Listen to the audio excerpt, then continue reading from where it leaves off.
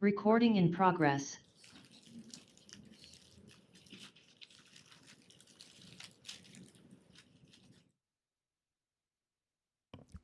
Councilmember Clinton Taylor, can you hear me?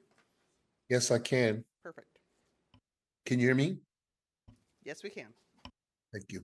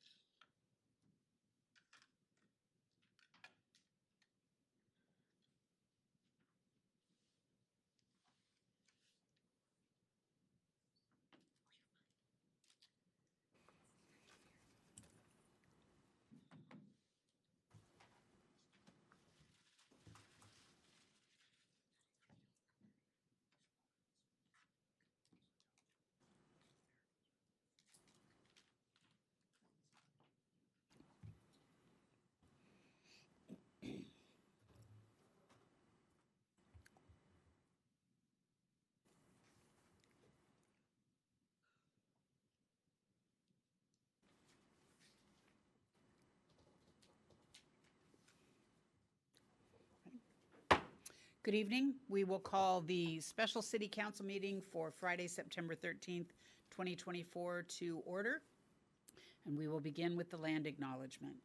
We would like to acknowledge the federally recognized Muckleshoot Indian tribe, the ancestral keepers of the land we are gathered on today.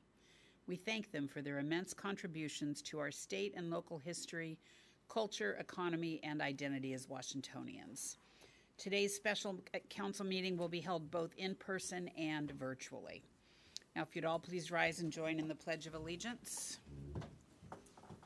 I pledge allegiance to the flag of the United States of America and to the republic for which it stands, one nation, under God, indivisible, with liberty and justice for all.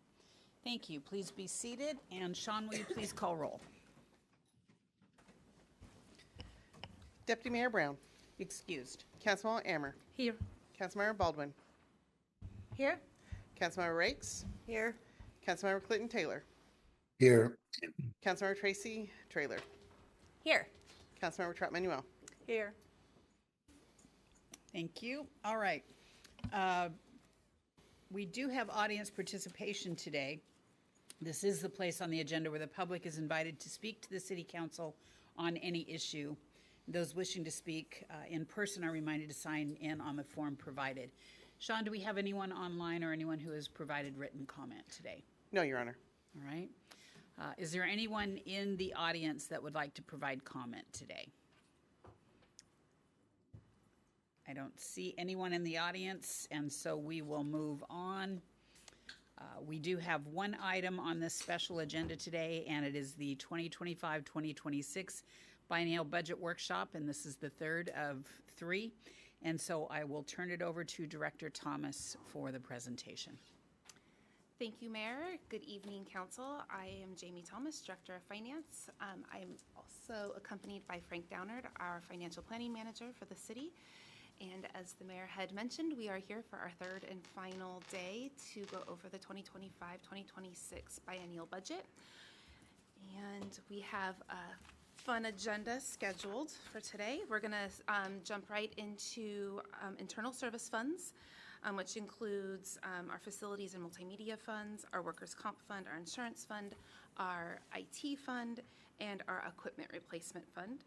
And then we'll go into our proprietary funds, which include all of our utility funds, water, sewer, storm, King County Metro, our airport funds, our cemetery fund, and our solid waste fund. And then we will do a quick review of the city's fiduciary funds.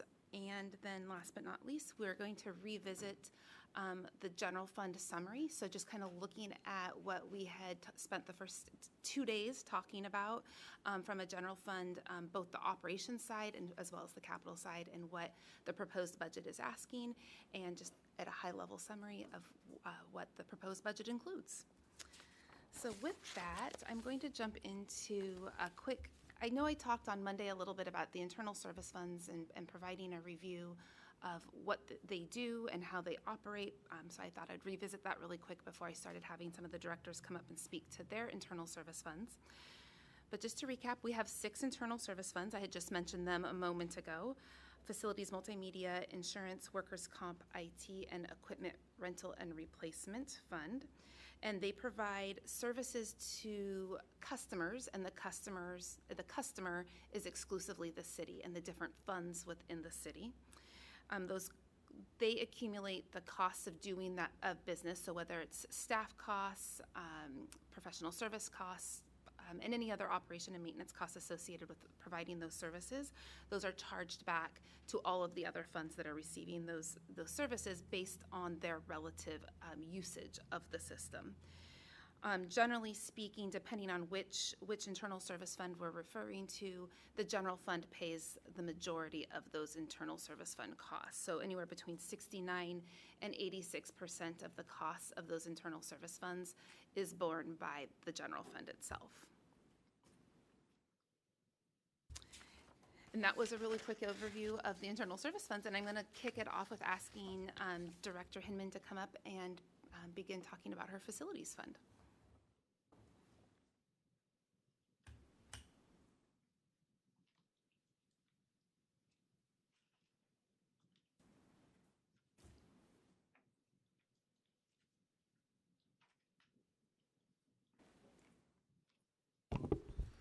Good evening, Mayor, Council. Dana Hinman, Director of Administration, for the record. 2 funds I would like to talk about today. First would be facilities, as Director Thomas mentioned. And like most of the divisions that I oversee, we are a small part of the budget, but we do big tasks in my mind.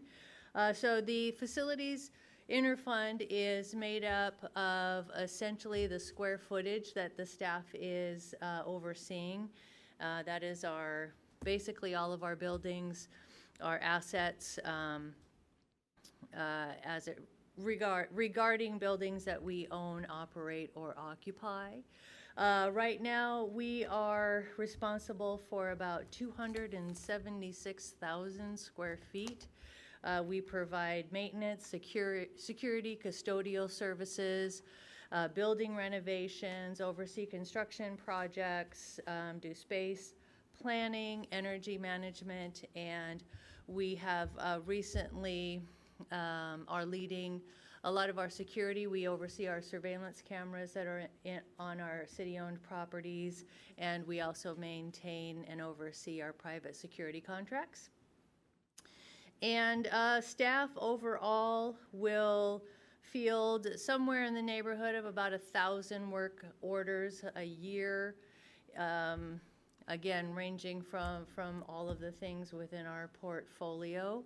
And as Director Thomas explained, as an interfund, basically the departments are charged out by formula for whatever their costs will be for the services that we provide internally. We do have, do you want me to address that new request, or I can tackle it. Yeah, Okay. I'll hand up. We're gonna fund things a little bit differently, a very innovative solution that Director Thomas came up with this year, so I'm gonna have her speak to that right now. I would love to take credit for the innovation, but really it's just going to be copying the same methodology that we use for our other internal service funds. If you notice on the slide up, Previously, part of the cost allocation to departments was based on two factors. One was the footprint of the building space that each department used, that the facilities maintained, as well as any direct costs that were one-time maintenance and operation type costs that needed to be done in any given year. And so if I had some carpet that needed to be replaced in my office, the cost of that would have to be, we'd either have to find one-time funding available for that replacement, or the department would pay for that one-time carpet replacement as a transfer into the facilities fund. And they would pay for it on an as-you-go basis. This year, when facilities was putting their budget together, they had identified several projects that needed to be done that we needed to find some one-time sources for. And it was a perfect opportunity for us to really kind of reevaluate how we're funding these ongoing larger repairs and maintenance types issues throughout our facilities in the city, and to help smooth the impact for departments, and to help smooth the impact for facilities, so they always know that they have the funding available that they need when these major repairs and maintenance come up. So rather than funding them on an as-you-go basis, we're recommending that we start funding annually a fixed amount into the facilities fund. And so this request is for, it would be a $250,000 annual request. A little over $100,000 of that would be paid for by the general fund, and then all the other funds would chip in their portion. But this would enable then Lisa, our facilities manager, to know that she has a fixed amount of money to work with every year, and she can prioritize. She can take kind of those service requests and those repair requests throughout the city and prioritize with the money that she does have available. Now, of course, if something emergent comes up and we need to find some one-time sources somewhere, we can still always do that. This is more for the planned regular repairs and maintenance that we need to do in order to maintain our facilities and keep them in good working order. So that's the meat of that request. I also called out, if you're looking at the actual numbers on page 5, or in the facilities fund budget, there's an extra $60,000 that's in there also, that's offset by transfers in from the general fund. And Director Faber talked about that on Monday, and that's to increase our park security costs. That will be a contract that facilities oversees, however. So Lisa and facilities would be overseeing that contract, and then parks would be paying for their portion of that contract.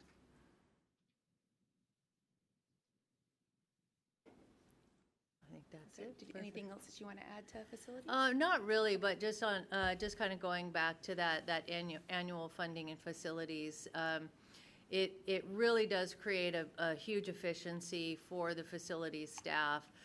Every year we're coming forward with having to do program improvement requests, and it is time consuming, and in some cases we may not have a request approved that that could be really important. So in this case, I think we'll probably reduce our deferred maintenance even more than we have already. And Lisa will be able to act quickly on things as we go. Once the budget is approved, she'll know she'll be able to get her projects programmed in and through the process. So, Okay. Questions, council? Okay. and our multimedia department, also small but mighty. And this is essentially all of the outward-facing communication we do with the community. And as an interfund, we do have a little bit of a different formula as it is charged out. We, like other departments, we take in work orders, we take in requests, and then each year we work with finance to kind of equitably distribute those costs coming into our staff. Of course, design and print services, websites, electronic media, all types of outward-facing communications, media relations, full service. I think I mentioned the full service print shop. And so, again, they do quite a lot. Each year our work increases, which is great because our favorite thing is to tell the right things to the right people at the right time. And the more we can do that, I think the better off we all are.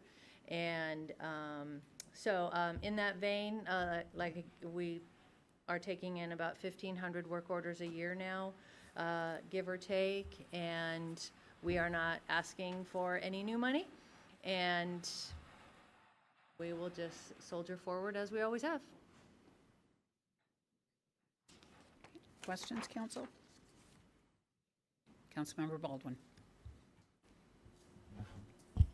Thank you.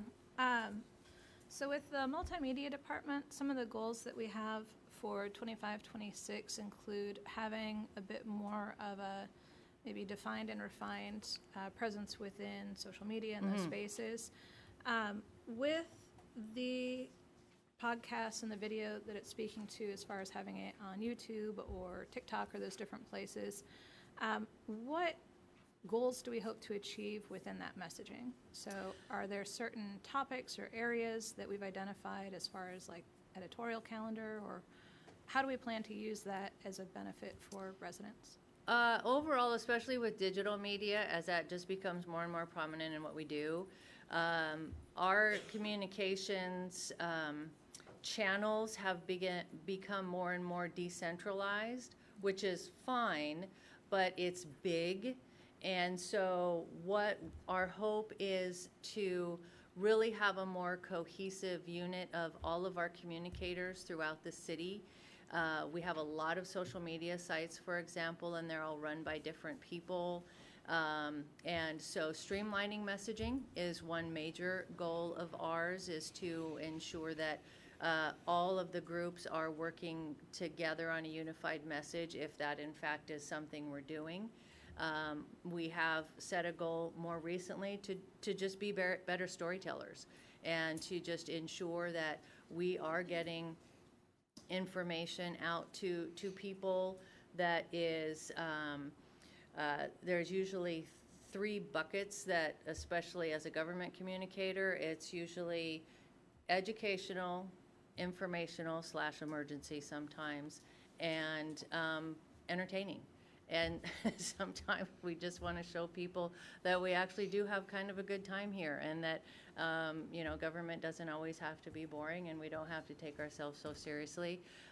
But by the same token, I think we can unify our messaging better and kind of wrangle in, not that there's nothing bad going on. There's a lot of people within the city pushing out their information very well. And we just want to be able to do it in a more unified way, if that makes sense. Mm-hmm. And always make more channels. We have podcasts. We haven't had podcasts before, so it's fun. All right, thank you. Other questions, council? Okay. All right, thank you. Mm-hmm. I'm going to move into our Workers' Compensation Fund, so if Director Martinson could join us.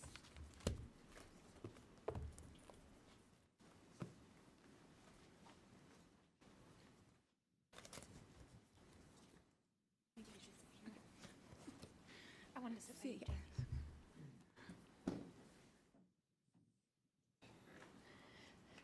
Thank you, Director Thomas. Mayor and Council, thank you for letting me talk about the Workers' Compensation Fund and answer any questions you have. So the Workers' Compensation Fund is managed because the city is self-insured, which means that we don't pay a premium directly to the state of Washington to manage our Workers' Compensation Fund. We actually charge back on employer and employee contributions into the fund, and then we manage that fund ourselves. And what we find is that allows us the opportunity to have some cost savings that we wouldn't otherwise have if we were paying the state directly to manage it, and a little bit more oversight to use some of those funds for some preventative wellness type initiatives that we have, and work with a third-party administrator that helps us manage our workers' compensation claims. Going to go over a little bit of information that was included on Monday night in the annual report that I had. So if you're following along on that, you still have that handout in your budget book. This is going to be on page 2, the 2 bottom columns. So you can see on the right-hand side our workers' compensation claims. So we have some peaks and valleys on those, but typically, as you can see from how those are designated, primary, our workers' compensation claims come from our police department, just based on the physical nature of their job. Secondary to that is Public Works and Parks, also due to the physical nature of those positions. So that's primarily where our claims come. We work with a third-party administrator, Eberly Vivian, to manage the day-to-day claims, as well as an excess carrier for any of the claims costs that exceed $500,000 for the city to help manage those funds. We have not seen any increases in expenditures, and our estimated claims are to remain stable, and I give acknowledgement to the departments in police and public works and parks for doing a good job of adhering to all of the recommendations that our department has related to safety. We've done a lot of proactive collaborative work with those departments in bringing in L&I to do no cost assessments of any potential hazards that we have to any of those workers and any steps that we need to take to mitigate those hazards appropriately. We also this year have agreed to enter into a program with Department of Labor and Industries. It's called START, and it's essentially a baseline program that identifies employers that are proactive in managing safety and reducing risk and claims to their employees. So we're really excited to begin that work and report out on that at a future date of the progress that we've made there. So that's a high-level overview, but if there's any questions, addition to anything that I've shared, I am happy to answer those. Thank you. Questions from council? All right. And now the insurance fund, which is another internal service fund that HR oversees. Yes, so as council is aware, we are a part of a risk insurance pool, Washington City's Insurance Authority, and they do a lot of proactive work in helping manage the city's liability claims and insurance program. WCIA and the City of Auburn Insurance Program provides extensive coverage across multiple areas, ensuring comprehensive protection for the city's operations. Liability, property, auto physical damage, equipment breakdown, and pollution liability programs are all included, offering robust protection for a wide range of risks. Additionally, crime and cyber insurance safeguard the city against theft and cyber threats. Overall, the program ensures a high level of risk management and financial security for the city, providing strong coverage across all key areas. The city's risk insurance costs through our pooling services have been steadily increasing, and the driver for those increases is the current insurance market conditions in the state of Washington, the growing number of value of city properties and vehicles, and the city's claims experience and exposure. So over the past 5 years, the annual premium has increased by an average of approximately 34%.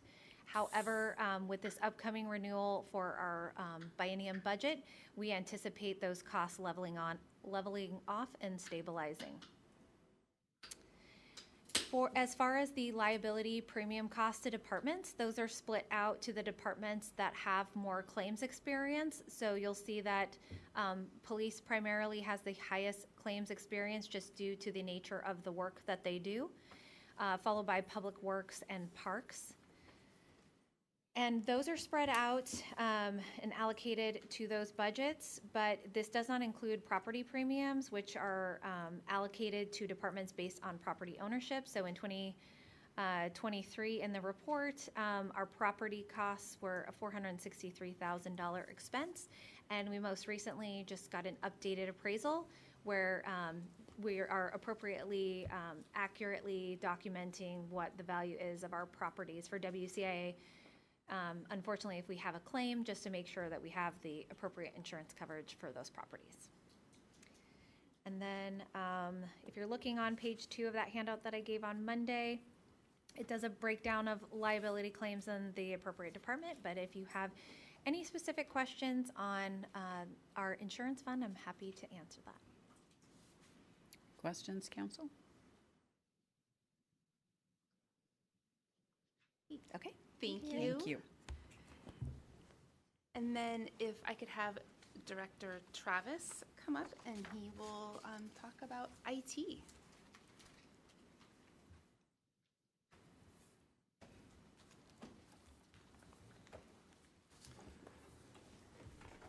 All right. Thank you, Mayor. Thank you, Council. For the record, my name is David Travis, Director of Innovation and Technology. First off, on behalf of the entire IT team, I want to thank you for your continued support in helping us expand potential opportunities within the city through the advancement of technology. And since it's Friday the 13th, I plan to keep my presentation short and a little less scary. So, the budget we present shows slight increases in 2025 and 26. Those are mostly due to projected changes in salaries and benefits.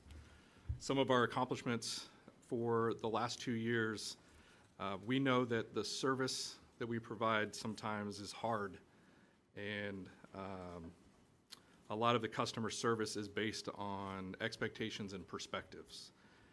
With that in mind, we're proud to report that with over 3,000 customer service surveys returned to IT, we continue to maintain a 99% favorable satisfaction rating for the services that we deliver. In the past 2 years, we have worked on building better relationships with our regional partners. For example, we have helped Valleycom with Southern Redundancy Project for their critical infrastructure. We have helped the City of Sumner connect a high-speed backhaul to the C3 regional fiber ring. We worked with King County IT to integrate electronic parking tickets directly into the court systems. Overall, we've completed a total of 29 major projects, closed almost 16,000 requests, and blocked over 4 million spam email from entering everyone's inbox. We've expanded fiber to places like the Postmark building, the multi-purpose building for faster service delivery. We've redesigned critical infrastructure pathways from the ground up and created automatic redundancy and failover in case of fiber outages. We stood up new technologies in city Wi-Fi. We expanded access to Auburn into places like the Spray Park at Les Gove. We replaced aging security equipment with new technologies for a more rapid approach to cyber threats. We implemented new conference room technologies, which created a better experience for collaboration and inclusiveness. We even created a custom-built ADA-compliant kiosk application for the new lobby area on the second floor of the Annex building. As part of our DEI initiatives, we've also added funding and requirements for DEI training within our own internal IT policies. Over the next 2 years, we plan to continue to work with our readiness, on our readiness for any of the catastrophic events that could happen to our core infrastructure. We plan to continue to improve the awesome internship program that the HR department created by building better hiring pipelines with some of our regional educational partners. We plan to enhance our strategies around our continuous improvement plans for service delivery. We'll also expand our approach for our cloud-first and mobile-first strategies. We'll also start to take on a stronger role in the advancement of artificial intelligence within city technologies. And last but not least, we plan to have fun. I think somebody else said fun. I think somebody else said fun. So. We said fund. Fun. No, I did not say fund. Fun. Said I'd keep it short. That's all I got. So I try to keep it brief. And if you have any questions. Council, any questions? Councilmember Baldwin. I think I've got two, actually. One is, I didn't hear involvement in the finance ERP project. I think that's also support that you're going to be providing. Is that correct? Yeah, so we'll support that, but we've got contracts in place for the broader support of that. So with that contract, and Jamie can speak to that a little bit, but our role is diminished a little bit, but we're there with them 100% of the time. Okay. And then Any other questions? Go ahead. And then the second question I have is, I think one of the shifts that we saw was with the reorg, having the GIS specialist go over to Public Works. Yep. What will that do from like a data collection standpoint? So all of the data collection for assets within all of our systems for GIS tracking is all just been moved into, it moved with those employees into GIS. And that was a strong move, I think, for the city, because we finally created a singular GIS department within Public Works. And overall, I think it's beneficial for everybody because it's not disconnected, some people doing some collection in one department and others doing analysis in another department. So that's effectively, did I answer your question? Yeah, I Okay. was curious from the standpoint of, I tend to think within IT, if people were interested in being able to source any of the data that we produce as a city, that they would probably come to IT first. Yep. So more from a question of if there were people looking to, have access to historical trends or whatever, Yep. that they would need to go maybe through Public Works for that going forward. Yeah, they would typically go through Public Works, and I think Public Works has, as part of their processes, they want some of that. But anybody that reaches out to IT, they'll typically, for those type of requests, will be handed off to a business analyst anyways, and that business analyst will work directly with the GIS department. Okay, great, thank you. Other questions, council? Okay. Thank you, Director Travis. I'm going to have Director Gaub come up again. She's going to spend some time with us again tonight. Yes. So as we talked about last night, so we're going to go through the other 5 funds that we do within Public Works. And so we're going to start that with the Equipment Rental and Replacement Fund. And so equipment rental and replacement, some of you may recall from the presentation we did earlier this year, that group is responsible for maintenance, servicing, acquisition, and disposal of all of the city's vehicle and equipment fleet, along with managing our central stores, which procures and stores and distributes supplies and materials for all of Public Works and for other departments as well as needed. This group is also responsible for managing the city's fuel system for all departments. Overall, the Equipment Rental Fund is funded by a combination of funds across the city, with about 69% of that coming from the general fund, and the rest of that coming from the enterprise fund. So that's utilities, the airport, cemetery. And that represents about 4% of the overall general fund. Also, you may note on page 271 for this one, that FTE count for this department includes some of the administrative staff for the overall maintenance and operations services area. Those positions are actually funded by a combination of general fund and utility funds, and so it's not necessarily funded by equipment rental in those particular positions. So there's about 9 3/4 FTEs that are actually funded by the equipment rental fund, and that includes with additional 2 that are planned in 2027 and 2029 that are part of the PD assigned vehicle program that was approved in the last budget cycle. So when we go through our process to create our budget for the equipment rental fund, we actually have 3 areas that we cover those costs for. Those include the fuel area, which we look at the last full 3 years of fuel. So for this budget, it was 2021 through 2023. What that use of fuel was to determine a department's usage and allocate that out towards those departments. For vehicle replacement, it's based on the actual vehicles in the fleet that have actually paid in for their replacement and are up for replacement in that period. And then the maintenance is based upon the number of vehicles in our inventory and the anticipated amount of service that's needed based on our national standards that we follow. And just as a reminder, so the total vehicles and equipment that we include in our system is about 607 unique pieces of equipment and vehicles. And we do around 6,000 repairs on that equipment every year, and we consume about 170,000 gallons of fuel. So for the operations for equipment rental, we capture that through our operation budget for everything that they do, all the materials, all the staffing, all the service work that they do. The capital side of our budget is where we actually capture the vehicle purchases and what we need to replace on those. That also in the past has included when we have things like the fleet shop expansion that we will be getting under construction here this year.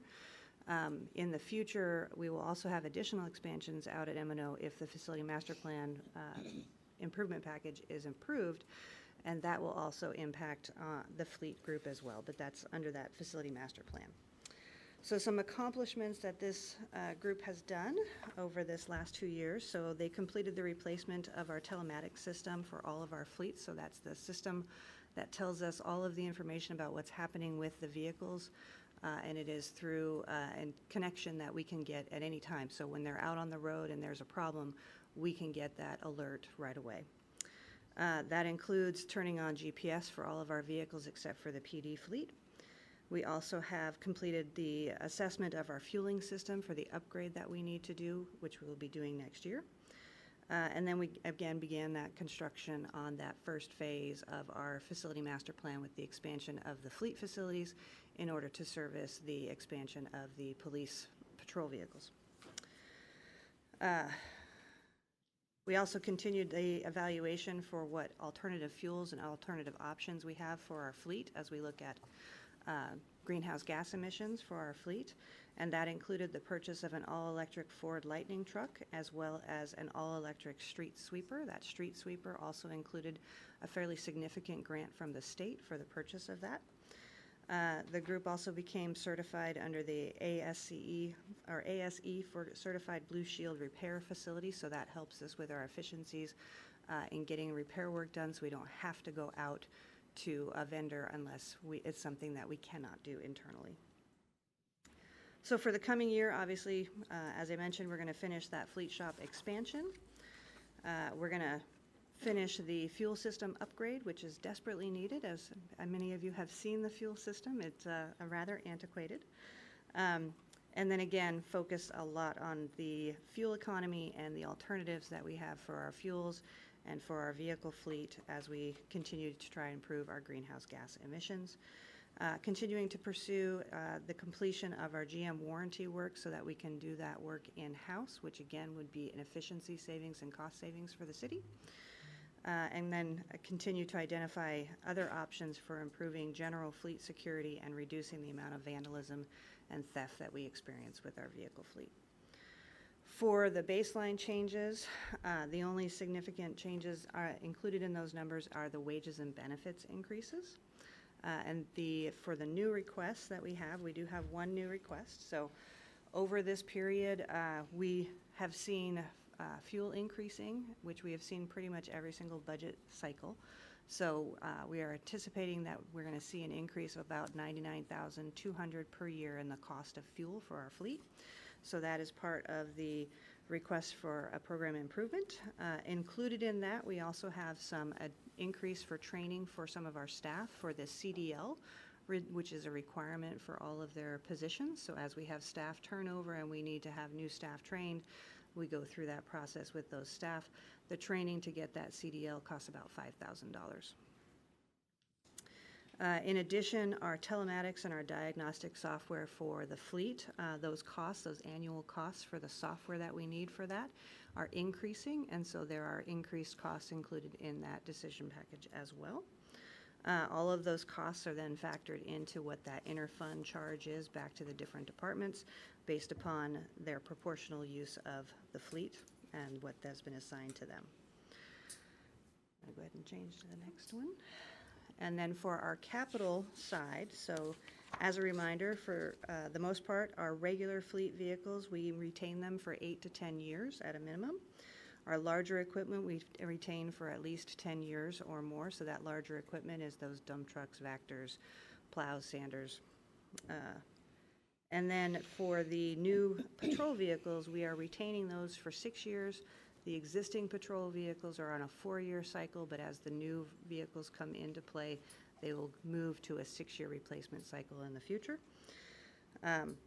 We also consider replacing a vehicle once it reaches about 100,000 miles, or if we are seeing any significant service issues increasing on the vehicle that's making it more costly to keep that vehicle. So many times while we may only have an 8-year replacement cycle for a vehicle, we might still have that vehicle in our fleet 14 years later because we haven't hit 100,000 miles and it hasn't caused any significant service issues on that particular vehicle. So the table that you see in front of you includes a breakdown of what those replacements are for this year, after discussion with each of the departments for the vehicles that were eligible for being replaced for 25 and 26, and discussing with them what their needs were. And this also includes the additional 8 vehicles per year for the police assigned vehicle program, which was approved in the last budget cycle. Also on the table is the vehicles that are included in any of the program improvements for all of the departments are also already shown in that table. With that, any questions on equipment rental? Council, any questions? Councilmember Baldwin. Thank you, Mayor. For the city's fleet, in particular, like some of the electric vehicles and things that people check out and use in the course of business, how are we as far as availability and capacity on those? So how far out in advance are people trying to schedule or book those? So you can, they can schedule those vehicles as far out as they need to, or they can schedule them as quickly as they need to. We have not seen an issue for the pool vehicles, and this is the 4 electric vehicles that are parked outside of City Hall. We haven't seen an issue with not having enough vehicles at any particular time for the staff. Some of them are more heavily used than others, and there's times when it's more heavily used than others. But for the most part, they seem to be meeting the needs of the staff for that pool vehicle fleet. Okay. Council questions? Councilmember Baldwin. Thank you. And then my second question is with the cost of the CDL training, I'm happy to see that we're providing training and support for staff. But I do have a question around retention with that, similar to PD's hiring bonuses. When is that, is there anything when that is provided to a staff member that is part of retention or payback? So trying to be thoughtful to people getting a cert that's expensive and then being out the door. Yes, so we don't start that training with new hires until they have gone through at least 6 months with the city and shown that they are going to be able to do the job. And so then we will start that training process with them. For the most part, the retention issue is not so much with those new staff coming in, it is with as staff are aging and retiring and we are replacing staff. But the CDL requirement for our staff is very important for our operational needs because of the equipment that we try to use and having the flexibility that any of the staff can actually use that equipment. Okay. Yeah, I was more concerned that maybe they come in, they get it, and then are... We try to avoid that. Okay, great. Thank you. Acting Deputy Mayor Trout Manuel. Yes, this is a question on the parks, the golf cart replacement for 25 and 26. Is that 24 new golf carts? So this is the replacement. Yeah, so our replacement there's 72 carts in the fleet, so we replace 24 one year, 24 the next, 24 the third. Then we take a year off where we don't replace them to keep our fleet up to date. They're never more than 4 years old. So this will be replacing the oldest group that's there. Okay, I was just wondering because I thought we had just replaced. We replace 3 out of every 4 years. Okay, all right, thank you. Other questions, Council? Okay. All right. Before Dr. Gabb continues, I just wanted to take a moment to kind of roadmap for a minute. So we've finished now all of the internal service fund discussions, and we're going into our proprietary funds. So these are all of our service funds that we have that service outside customers, not just city customers. And because most all of these funds have a capital element to them, most of these funds also have at least one project or multiple projects that are in the capital facilities plan. So just mapping out that there's 2 pieces that have legislative impacts for November, which is these have budget impacts as well as capital facility plan impacts. And with that, All right. Okay, so we're going to start talking about the utility funds. So as Director Thomas indicated, these are all enterprise funds, which means that they are funds for the specific purpose and solely for the use on the utilities. They're generated from user fees and from connection charges, and they don't receive funds from the general fund. So each of these funds needs to be self-sufficient. We actually oversee 4 total utility funds, as indicated there: the water, the sewer, the storm, and then the King County Metro Sewer. So for the water utility, it provides potable water to all of our customers within the city, within our service area, supplied by wells and springs, along with some backup interties with some of our neighbors and our other water purveyors, including Tacoma. We also supply Algona with their water, and we also have a wholesale agreement with Lake Meridian Water District. For the sanitary sewer, we collect and convey sewage from our customers to King County wastewater system for treatment at King County's Renton plant. The city does not do its own treatment, which is why we have that 4th fund for King County Metro. And then for the storm utility, we collect stormwater from all public facilities such as roads and sidewalks, and we convey that, treat that, and or release it to natural drainage ways throughout the city, such as creeks and rivers, and we infiltrate into groundwater systems. The system also conveys discharges from private storm systems, typically after detention and treatment by those private owners. And then for King County, again, this is mainly a pass-through for collection of fees and charges that we pay to King County Wastewater for that conveyance and treatment at their Renton plant. So some highlights for each of these different utilities for water. So we will be completing the Coal Creek Springs transmission main replacement, which includes that pedestrian bridge over the White River between Game Farm and Game Farm Wilderness Park. We'll be finishing that here very shortly. And then we also will be completing all of the bond-funded projects from the last bond issuance for the water fund. We've also be completing by the end of the year the major update to the Water Comprehensive Plan. And then we are also finishing up the lead service line inventory that was required under our permit regulation requirements that we needed to complete by October of 2024 under federal and state regulations. For sewer, we'll be completing that major update of the sewer comprehensive plan, and we also continuing progress on our sewer system asset inventory, which is a multi-year project. This is, again, getting data on our system and incorporating it into our mapping system. For our storm system, we'll be completing, again, a major update on our storm comprehensive plan, as well as we completed the implementation of our source control program that was required by the NPDES permit. And then we also completed our Stormwater Management Action Plan, or our SMAP.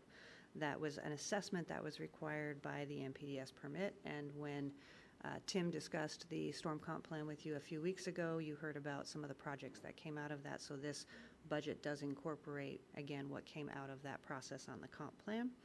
And then we also developed a ditch maintenance program this last year. For highlights going forward, so we want to complete the investigation and the work that we're currently doing on Coal Creek Springs to develop a plan for the full use of our water rights at that site. We need to comply with new and additional requirements that are coming under the lead and copper rule, which we are expecting to see before the end of this year. And then we will be addressing compliance regulations regarding PFAS, which is testing and sampling for potential contamination in our water system. And then completing a siting analysis for a new water reservoir that we have identified in our comp plan that we need to do. And then for the sewer program, we'll be increasing our education and outreach related to our fats, oils, and grease, or FOG, in order to reduce the issues with our troubled lines and customer side sewer issues. We will be completing the Rainier Ridge pump station replacement, completing that assessment of our asset inventory for the sewer utility, and then initiating the side sewer inspection program, which is included in our draft comprehensive plan, which you'll hear about here, I believe, next week.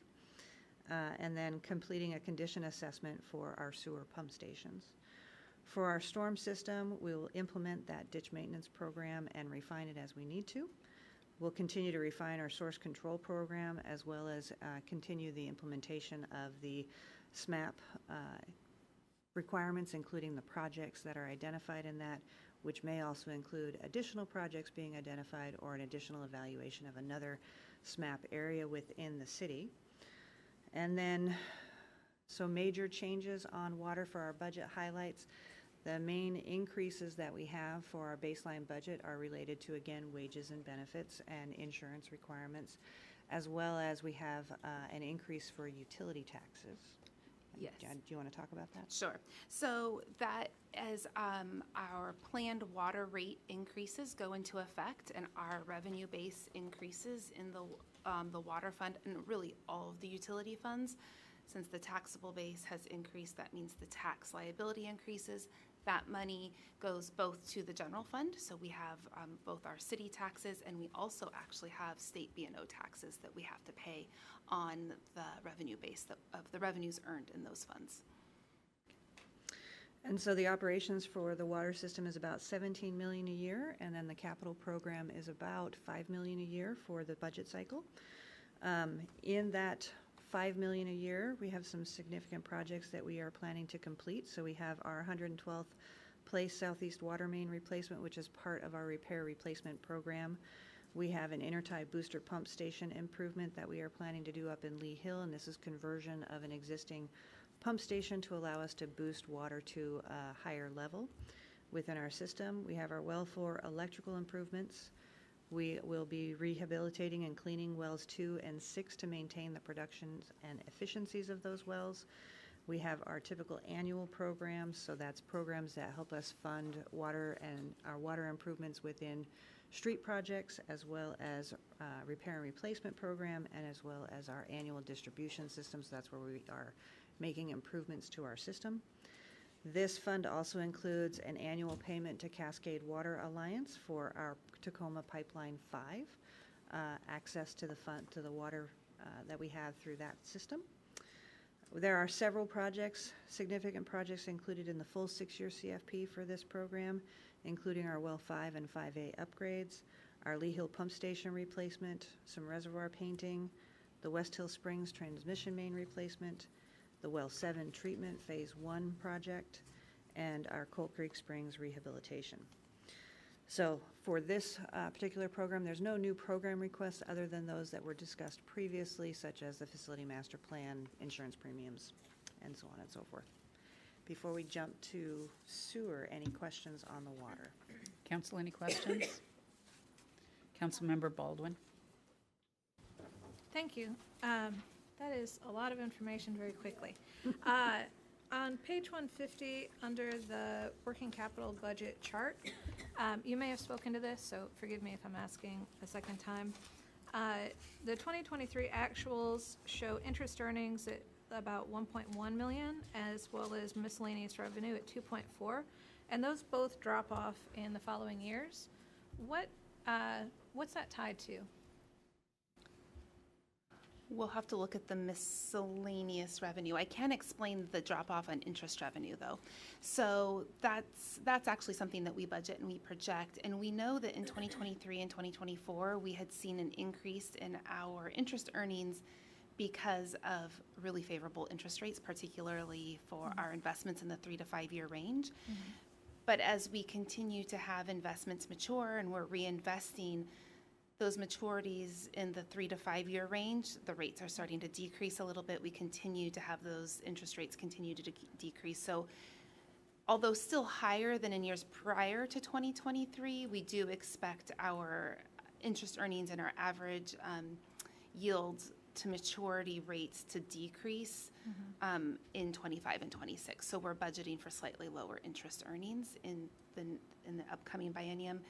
I think it's more than slightly. You go from like 1.1 million to 75K. The fund balance in the water fund has also decreased. So as the cash balance decreases, there's less opportunity to earn interest on money. Gotcha. Yeah. That makes a little bit more sense because I'm like, Yeah, it's the like spend down is pretty significant. That coupled with the lower interest earnings. Yeah. All right.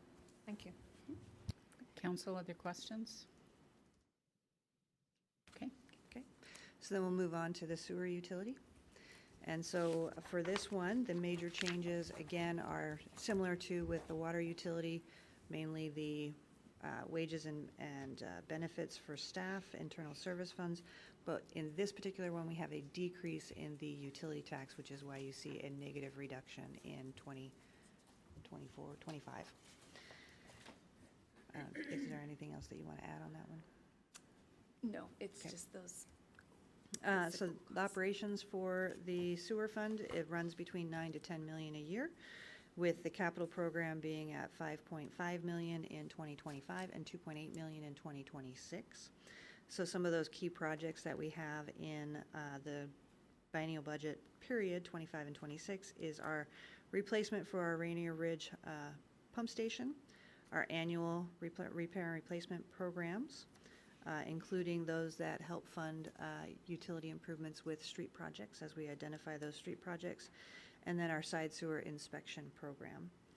Over the rest of the 6-year period, some of the major projects that we have in there is cleaning and inspecting our large diameter sewer systems, our Rogner Park sewer capacity improvement, and our siphon assessment and cleaning. And for those that don't know, so we have 2 siphons underneath the Green River that connect Lee Hill into the city of Auburn. And so since those are very much gravity controlled systems, we need to go and inspect those every so often to ensure that they're operating appropriately.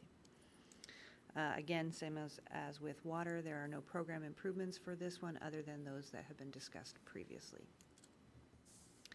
Any questions on sewer? Questions, council? Councilmember Baldwin. Between the water and the sewer, you had mentioned having a new ditch program. Is that falling under one or the other, or what exactly are we doing in that program? That would be under the storm program, which Okay. would be the next one to talk about. And that is for how we go about and programmatically focus on cleaning out our ditches that we are responsible for maintaining, and what that cycle and process is for doing that.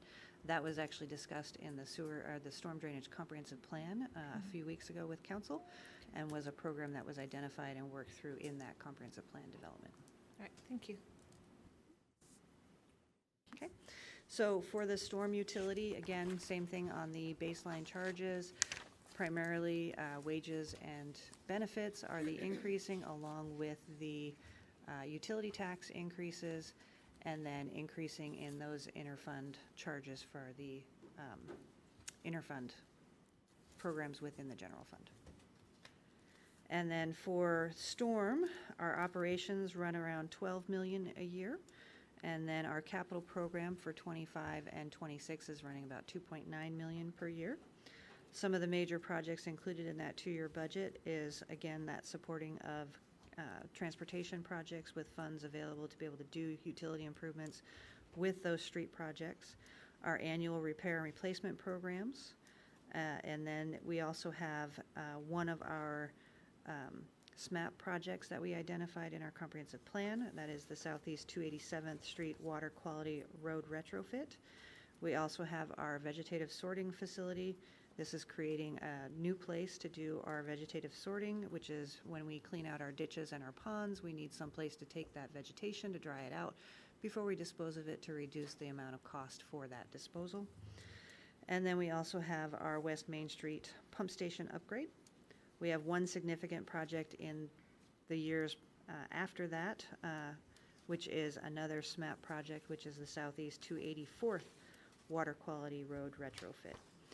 This program, we do have one program request, which is to include a one-time cost of $100,000 in 2025. This is to remove that debris that we currently store at Jacobson Tree Farm, and this is in preparation of getting that site ready for parks to actually convert that into the park that they have in their master planning. Questions on storm? Questions, council?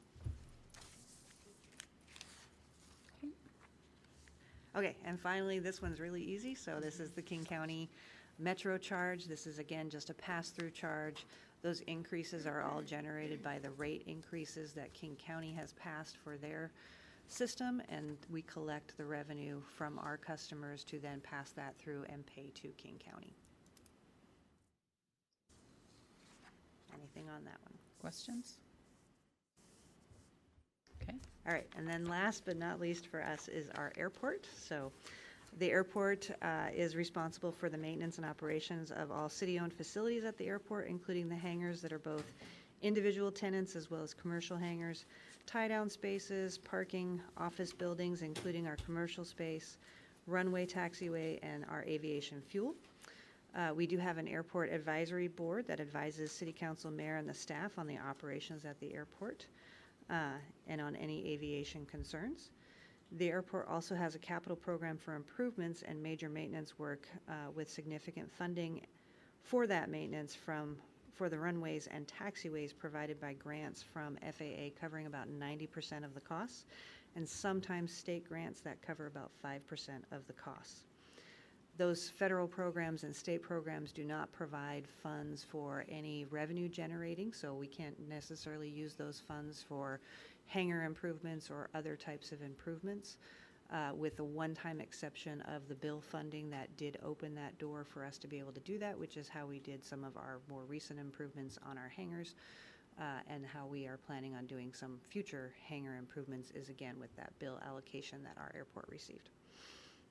So some accomplishments that we've seen in the last 2 years is again the completion of the retrofit of those open hangars into enclosed hangars on one hangar row, and replacement of the original cloth hangar doors that we had on one row. So they've been there since 1960.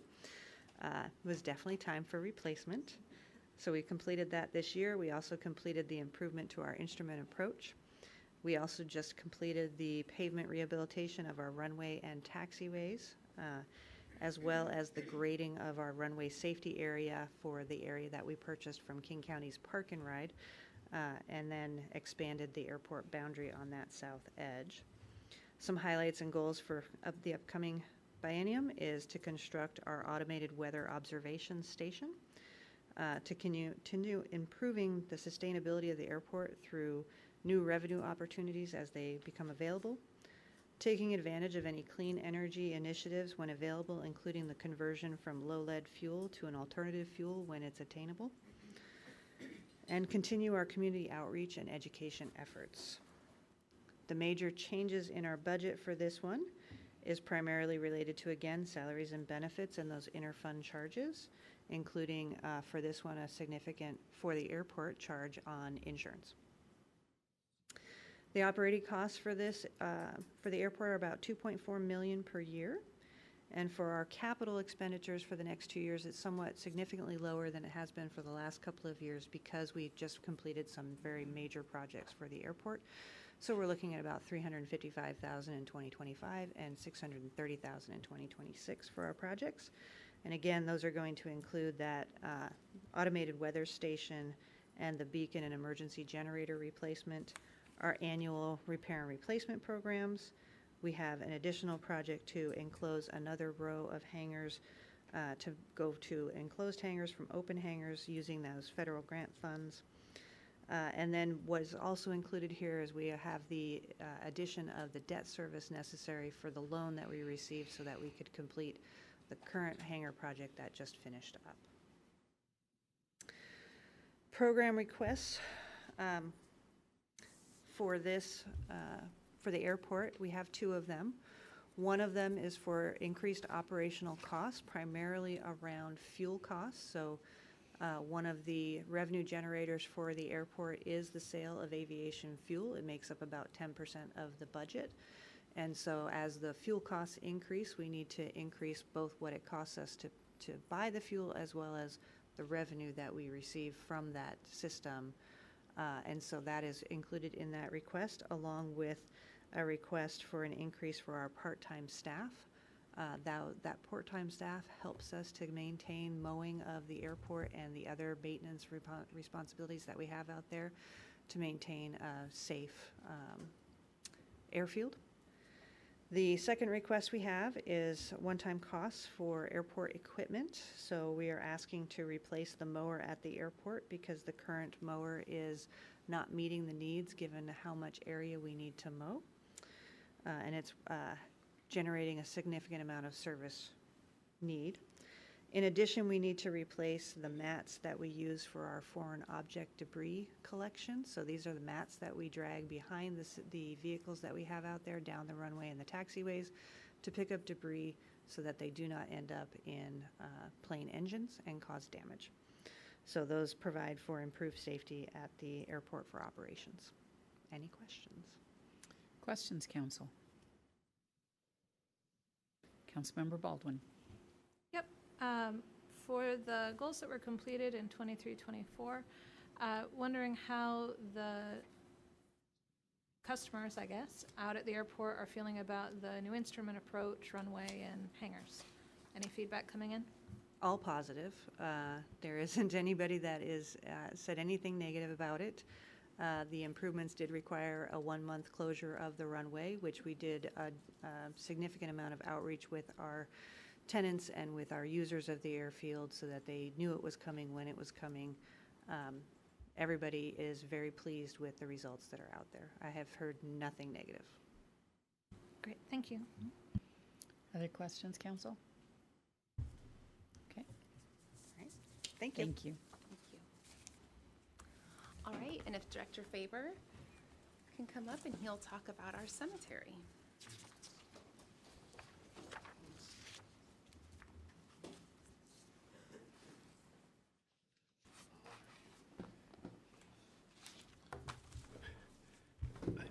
Mayor and Council, Director Faber, the Parks, Arts, Recreation, and part of that is also our cemetery, our beautiful Mountain View Cemetery up on the west hill of Auburn. It also is operated as an enterprise, so all the revenues produced there stay at the cemetery or go into the 701 fund, the Endowed Care Fund.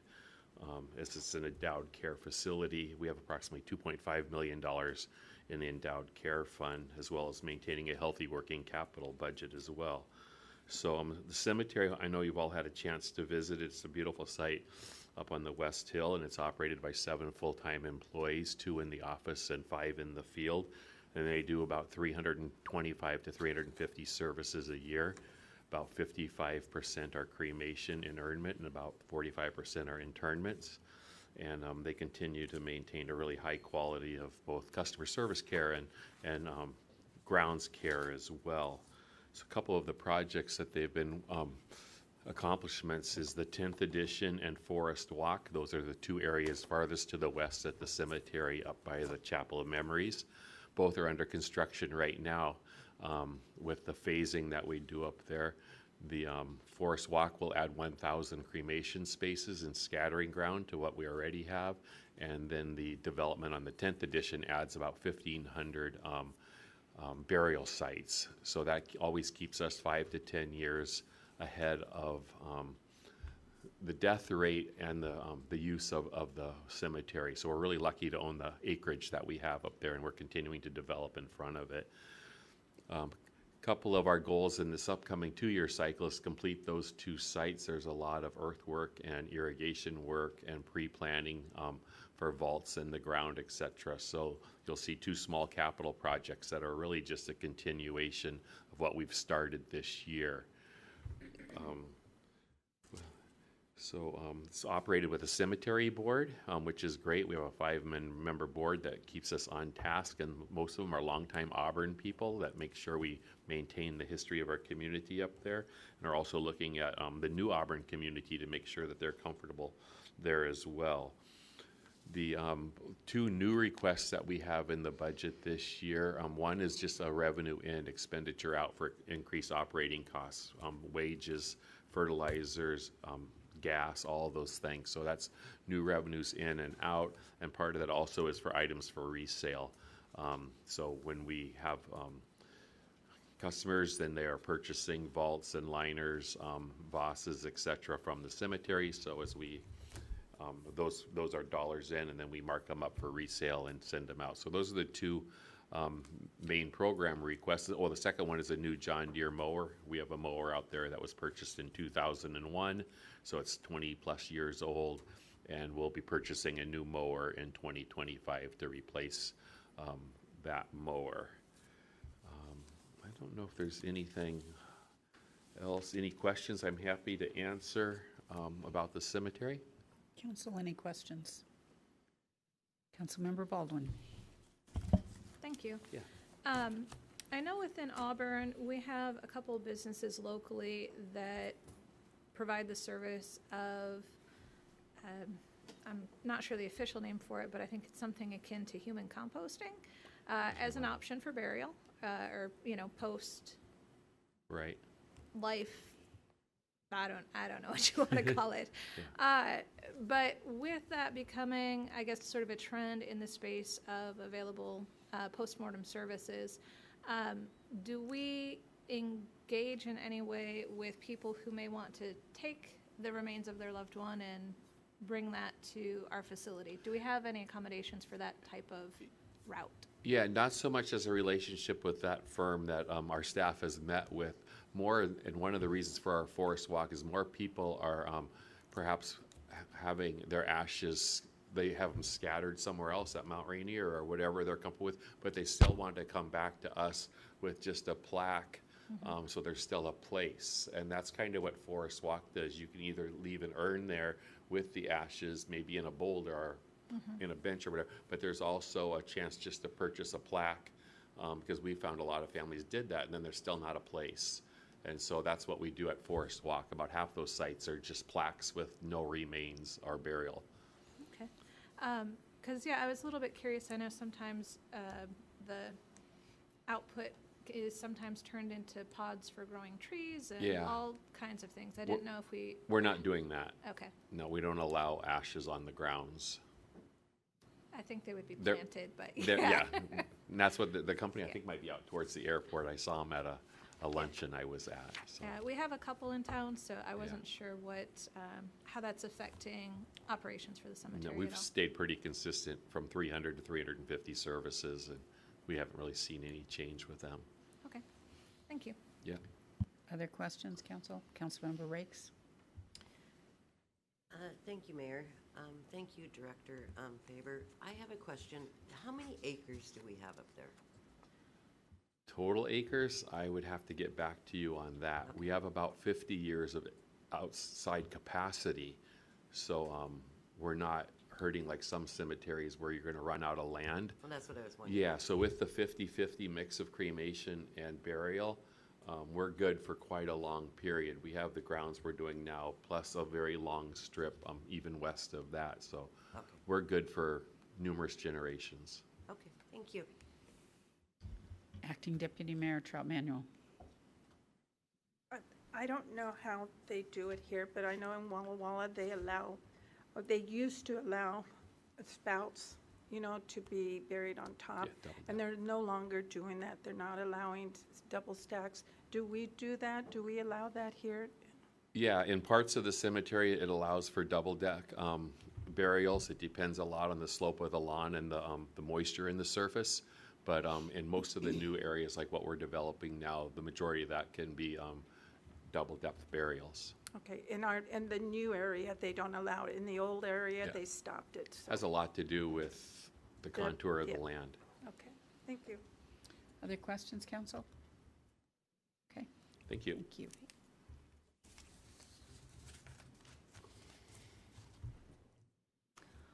All right.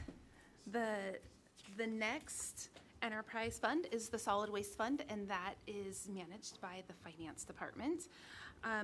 Generally speaking, the primary activity that takes place in the Solid Waste Fund is our contract costs with Waste Management, who is our solid waste hauler in the city of Auburn. Historically, prior to 2021, we still did all of our billings in-house for that for our solid waste contract, and it was our hauler that did all the hauling and all of the actual service side of operations. When we signed our new contract after doing an RFP in 2021, we became we entered into an agreement with Waste Management where they became our owner agent biller. So they actually do all of the billing, which actually helps from a customer service standpoint. So when somebody calls in with a service request or a billing request or a billing question, it's one organization that can answer all of their questions associated with their bill and their service all at once. And we found that the customer service, although it was a little bit of a rough transition with a large new customer base being switched over to Waste Management all at once. I know the call times at the end of 2021 were high, but after that for 6 months of Waste Management taking over being our billing agent, the service has become much better. We get a lot less confusion when we have customers calling in with questions when it relates to their solid waste bill and their solid waste services. So in the finance department, we primarily oversee that contract with Waste Management. We meet regularly with Waste Management, identifying service issues and route changes, which there are some coming up, which is always there's a huge outreach effort, so we don't rely on just Waste Management to make sure that they are letting customers know that changes are going to be made. It's a joint effort, so we want to make sure customers are aware of any changes that are coming. Also in this fund, we oversee grants where we actually, our primary focus is diversion, waste reduction, and recycling programs. So we have our staff in-house that actually manages those programs. They do a lot of community outreach. They work closely with Waste Management and the recycling events that Waste Management sponsors specifically for the city of Auburn, just to help to continue to increase diversion and keeping waste out of our landfills. That's also part of our job is being involved in lots of different interlocal we work with King County very closely and other agencies in the region to find out what's going on. How do we continue to increase diversion within the region? Particularly because disposal costs are very expensive. One of the primary costs behind our waste management costs in this fund are the fees that we pay King County for King County to take all of the waste that is generated in the city of Auburn. During the 23-24 budget development, one of the big changes that we had implemented in the budget, and we've been working really hard over the last 2 years, is really enhancing our litter control program. So we had kind of taken a 3-stem approach to the litter control in Auburn. We had a supplemental contract with Waste Management where they had a litter crew driving routes throughout the city every single day. We also had our own in-house litter control crew that did a lot of hazardous waste pickups, a lot of illegal dumping requests. They would go out and same day pick up those illegal dumping reports that had happened on city property throughout the city. And then we also entered into a new contract with a company who worked similar to how Waste Management was operating. They had dedicated routes that they were running on a daily basis. What our goal is as we move into 2025 is to consolidate those 3 different sources of litter control services. So what we found, while very effective, and we did see we saw a noticeable change in just the landscape in the city of Auburn with that litter control effort. We wanted to be more efficient, and rather than having 3 different groups of folks that were doing litter control services, we were working on consolidating that. So this summer we put out an RFP that consolidated the services between our current Waste Management contract, our Junk King contract, and then our city crews who are also doing that hazardous waste and the illegal dumping responses, and we've combined them into one contract, and we are getting ready to enter into a brand new contract. We have selected a vendor who had by far one of the better RFP responses. We had an RFP group who evaluated those responses, and we will be awarding that contract. So in the 25-26 biennium, we really look forward to just not only continuing and maintaining the litter control effort throughout the city, but just making it even more effective and more responsive. And when we get those see, click, fix requests, that we are able to respond to those as quickly as possible. So for our budget highlights for 25-26, pretty significant increases of $2 million and a little less than in 2025, and about $2 million in 2026 as well. As I mentioned, the primary cost in this fund is our Waste Management contract for them to provide those services. So we saw a Waste Management contractual increase in the next 2 years, and those increased costs are offset by the rates that we charge customers. So the revenue in that fund comes directly from the solid waste customers, and those rate increases have been voted by council and will go into effect in 2025.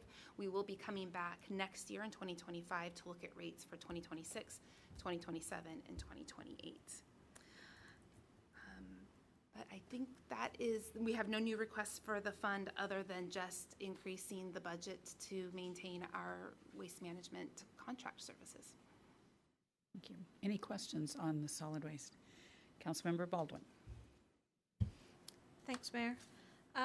In one of the goals, it notes having a solid waste lien process and working with waste management for collecting on delinquent accounts. How severe, how pervasive is that? Do you have any numbers around what amount is currently delinquent? The last time I checked, our delinquent amount was around $350,000 in the $300,000 to $500,000 range.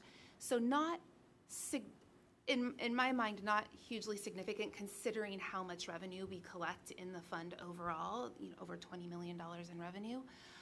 However, we do see we have a higher delinquency amount now that Waste Management is our owner billing agent, because they don't have the same leverage that we have. When we used to be able to bill in-house, we could leverage water shutoffs for payment on garbage service. But now we can't shut off water service because they haven't paid their bill to Waste Management. So we can still lien property. We can go through a process for liening property, but there's different legal requirements around that. Again, we don't want to. Our goal isn't to be super aggressive, but just to mostly watch those delinquent balances and making sure that they are not getting out of hand and creating kind of a fiscal imbalance in that solid waste fund. Acting Deputy Mayor Trout Manuel. I saw on page 73 at down towards the bottom, it says ending working capital for 2024 B&O tax and utility tax payments, and we only had it for that year. People have asked, what do we use our B&O taxes for?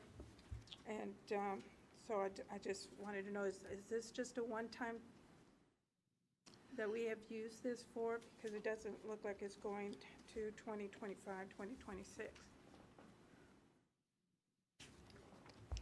Page 73, the bottom line.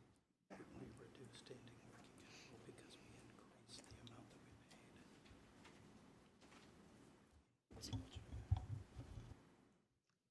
I'm going to hand this over to Microphones. I'm going to hand this over to Frank, and he has an explanation for you. Oh, okay. Yeah, so what you're seeing in that particular account, that's where we keep track of the ending balance of the entire fund. So you're seeing an adjustment of reduction of $435,000. That's because we increased the amount in 2023 of budgeted payments for B&O tax. So there was a corresponding reduction to the ending balance. And that's what it is? Yes. Okay. So in 2024, our B&O tax payments increased. But to clarify, those are B&O tax payments to the state. So I'd mentioned earlier on our utilities, we pay an internal utility tax to the general fund, but we pay a B&O tax to the state. And there is a small portion that also comes back to a city B&O tax as well, but mostly this is the state. The state? Yeah. Okay, thank you. Councilmember Rakes. Thank you, Director Thomas. I have a question. When you were talking about the in-house billing, does that include mobile home parks and apartments? Or is that just houses? Yeah, so all the solid waste services provided by Waste Management are billed by Waste Management on our behalf. And so they bill, they collect, and then anything that they collect, they send on to us, they remit to us. So whether it's residential, multifamily, single family, commercial, they handle all of that, those billing services for us. Perfect, thank you. Other questions, council? Okay. Okay. That concludes our portion on enterprise funds and proprietary funds. So now we're we're moving out of the business operations of the city, and we are going to talk a little bit about the 3 funds where we're holding money for other people. So this isn't our money, or it's money that we hold in trust or an agency for another organization. And in some cases, we have an obligation to spend the money according to state law. So the first one is the South King Housing Homeless and Partners Fund. I mentioned on Monday, and I know that I've mentioned throughout some of our quarterly reports throughout the year, some changes that we were going to be proposing as it relates to South King Housing and Homeless Partners. And that is, we used, as an agent for SCIP, we would collect all of the money from all of the other local cities in our general fund, and then we would spend it the way that the SCIP agency had told us to spend it. But since that's not really a councilmatic decision to make, that is a SCIP organization decision to make, we pulled all of those revenues and expenditures out of the general fund, and we're now keeping them in a custodial count. We don't have it presented anywhere here in the budget because there really isn't anything for the council to make a decision or action on. The city's decisions surrounding our SCIP money is made at the SCIP level, where the mayor will be the figurehead there, and she helps make the city's decisions and commits the city's money for the SCIP organization. But the council doesn't have the authority over how the SCIP generally spends their money. So that has been removed, and it is its own fund that we track all of that money for them, and we tell them how much money they have at the end of the year. The second fund is the Fire Pension Fund, and this, we don't receive very much money. We receive about $150,000, $150,000 to $200,000 a year in this fire insurance premium from the state, and premiums collected from the state, and then they remit them onto us. We use this money to help fund the fire pension program. We have an obligation through LEF 1, which is our LEF 1 retirees, our fire LEF 1 retirees. And then we also have some pensioners who were pensioners prior to the formation of LEF 1, and the RCW establishes a defined pension for them. And so we make pension payments to them twice a month on the same schedule that we make our payroll payments to our employees.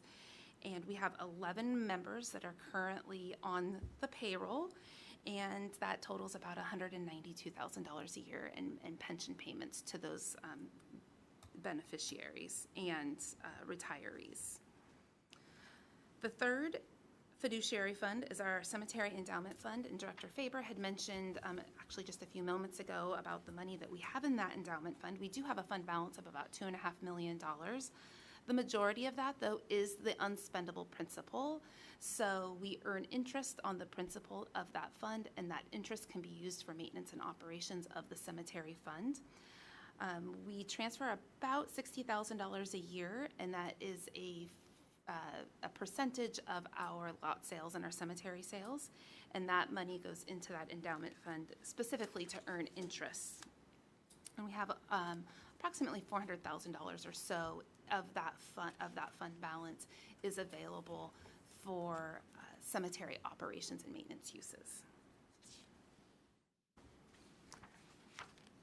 If you can believe it, we've made it through every single fund of the city. It only took us 2.5 days to get there.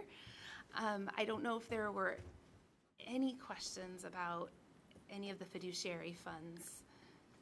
Questions on the fiduciary funds, Council? Okay. So with that, I'm going to take us back to our first 2 days of presentations and just review at a very high level what we've presented to you and what is included in this proposed budget for your consideration. So this summary shows our estimating beginning fund balance for 2025. So that's taking how we began 2024, all of the activities, and how we expect to end the year. That tells us how much funding that we have, or how much resources we have available at the beginning of 2025 in our general fund. And then we have, we added in all of our baseline revenues. So assuming we took a look at all of our taxes, all of our charges for services, and I spent the first hour on day one talking about kind of our assumptions around those revenues. Our baseline revenues we assume to be a little over $102 million.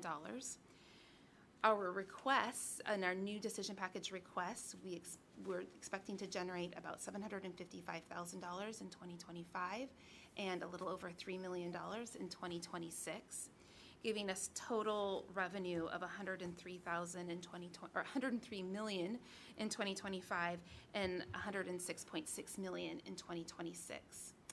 Comparing that to our baseline expenditures, which is assuming business as usual, maintaining operations. So the only thing that's really driving those baseline expenditures are all the things that we talked about on day one, which is primarily salaries and benefits and the increased cost for the internal service funds to continue providing services to the general fund. And then highlighted in blue is our new decision package requests.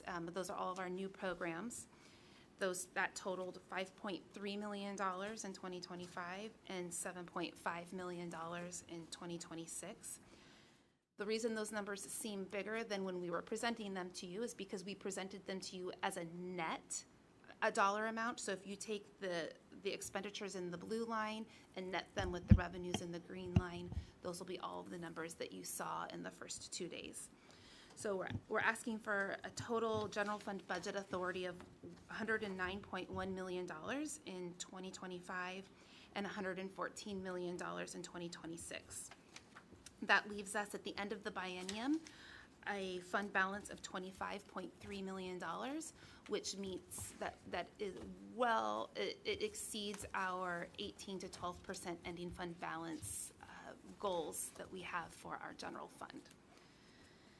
And just to recap, all of those new revenues and new expenditures encompasses 17 new ongoing requests for the general fund. It includes 10 new full-time employees for the police department. And so of those 17 new requests, 3 of those requests do have offsetting revenue. Is there any questions? I think this would be the time to go back and ask any clarifying questions about the general fund budget and get any clarity on the proposals. Council, any questions? Councilmember Baldwin. Yeah, so one of the things that I had questions on as a budget item was with regard to the reclass for a city administrator position. And I had said that I would gather some questions, so I'd like to relay those, and we can see about getting updates, maybe in a study session before we get into October, if that's feasible. So we'd be happy, I think, as to look at those questions, answer them.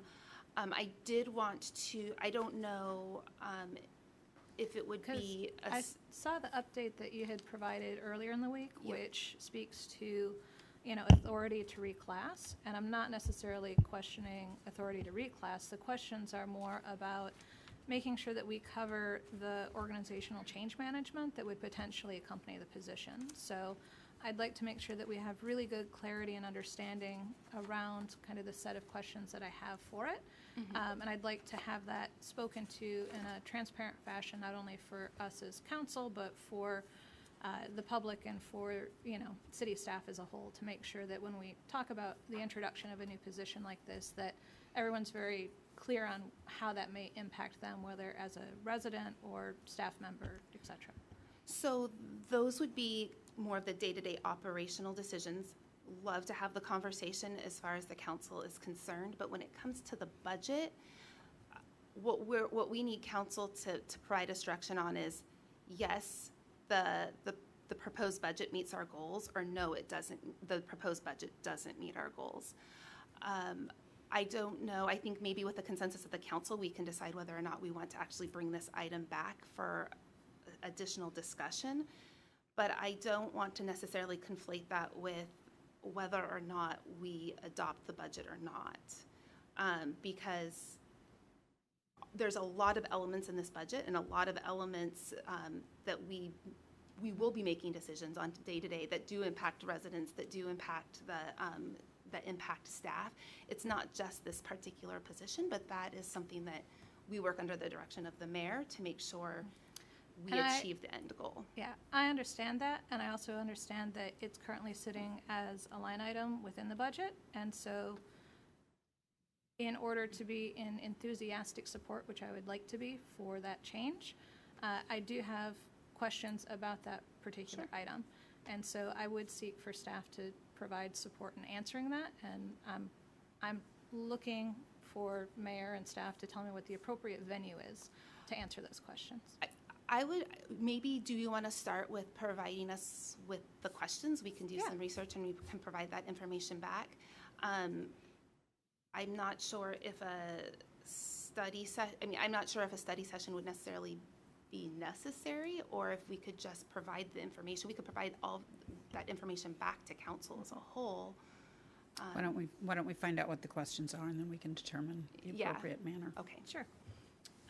So if we're looking to do a reclass and introduce a city administrator role, I would like to know what the timeline would look like for rolling out that reclass and introducing it into sort of organizational governance.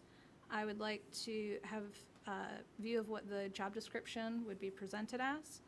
I would be curious how we see that as a split between the roles and responsibilities of the mayor position versus the city administrator. How does that affect the operations of the senior leadership team? What does it mean to residents? And what does it mean to council as far as, we currently have our rules and procedures that talk about engaging with the mayor as we have needs. If there's a city administrator, how are we proposing with that role to have any type of interaction going forward? And so I think I don't know is that there's, I think on a couple of those, there's probably some discrete, specific answers. And I think some may be more general because it is to the point of it's an administrative role. And so I'd like to have a better understanding of what the mayor's vision is for that position and how it will come into play within the city. So I think that's what I'm looking for as a council member to be able to, support and keep that in. I think that we can provide a lot. I think for a lot of these, I think we can offer some really high-level information. There's going to be certain things I'm just thinking off the top of my head, like a job description. That's probably not information that's going to be, we're not going to have that solidified. We haven't gotten to that point yet. We haven't dedicated staffing resources to actually making this go into effect yet. We don't have, we're looking at 2025. So we can give you some general ideas, which is, well, what do the job descriptions say in all of the other cities that have city administrators, which is every single one of them. So I think that would be like just as to roadmap a little bit, yes, I think we can give some really good general information. How specific we can get with all of it might That's not why be I'm that. not looking for an answer in Right. this immediate Yeah. moment. I'd like to give the mayor and staff a chance to let us know what that would look like for the city going forward.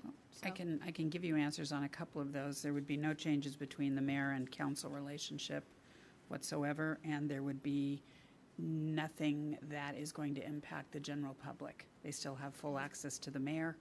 Any issues that they have with either something going on within the community or even with an employee would still come to the mayor. It has no impact on either of those two relationships. It primarily is to address the day-to-day operations of directors and staff, and just helping the prioritization and those sorts, and how the departments work together and collaborate. And then I think the other significant piece is really getting the strategic plan off the ground, and getting a really good vision, mission, and goals set for the city, which is strictly under, the purview of the mayor. That's fine. Yeah. Acting Deputy Mayor Trout Manuel. There will be a little bit of change because of a budget for this position. And I believe that if the constituent, I guess what she's asking us due to the mayor is voted in, and this person would be hired within. And there's going to be a cost difference. I think the constituents would probably wonder, will the the mayor still be receiving her wages as a mayor, as a voted, body person, and then we bring in another person to take part of her job description. I believe that's what some of the questions are being asked. Yeah. Go ahead, and if you have it. Yeah, so the mayor doesn't necessarily have a job description per se. She's got her roles and responsibilities as established by code, and those remain the same.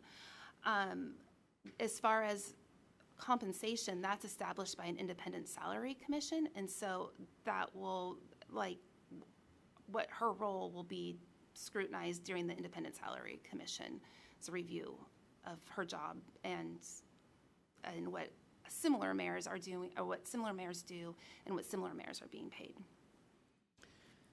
Council, anyone else have a question before I move? Councilmember Ammer. I have a comment. During our retreat, I thought that's what I heard when we have the break, that all the director want to have administrative so we can follow with all the idea to keep it continuous. So that's why I'm really supporting to have someone, personally, as someone working position with chain leadership a lot, usually affect the people who work. So I was the person who held the ground. So I feel as a person, I see why we really need to have someone in this position, to have a stability, to get execute what we want. So for me personally, I really see it a position we really need. I see the nod from all the director. So as a person being elected to help you guys, I think this will be good. Besides, I think if we think the mayor, I think she was been doing more than she should do. I Google all different cities, and I find all of them, they have someone. So that's my thinking. As I still remember from the retreat, and I think I spoke to someone, I thought maybe I mistakenly hearing that, that's what they saying.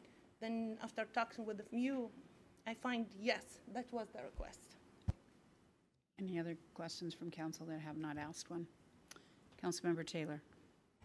I don't really have a question. I have more of a comment towards the city administrator. I believe that the city administrator helps the mayor, so she or he, in this case, can do their due diligence and do their mayoral duties. This is to oversee the city functions, not necessarily anything else outside of our purview. This is just to maintain city operations. It's the day-to-day operations. If it's consider it like an assistant, someone who is going to help organize the situations, who will meet with the directors to identify the issues, and then the city administrator brings those issues forward.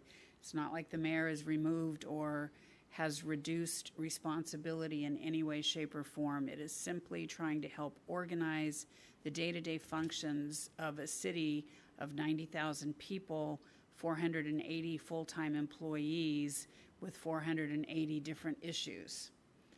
It's merely a function of trying to maintain organization while still maintaining the outside functions of an elected government official who has responsibilities on several regional committees.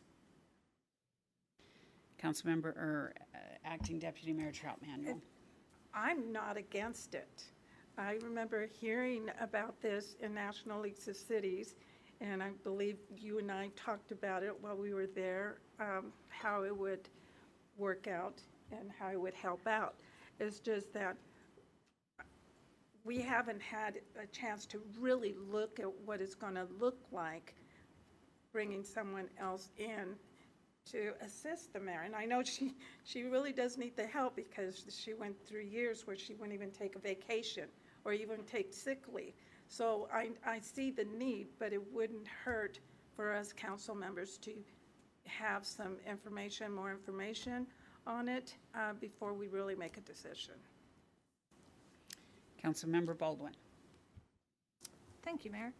And I think what I'm hearing from my peers is specific to the reason I ask the questions, is that I'm hearing statements to begin with, I believe it would do this, or I think it would do that. And in answering some of my initial questions, the mayor has provided us a better sense of where this would be and where this is headed.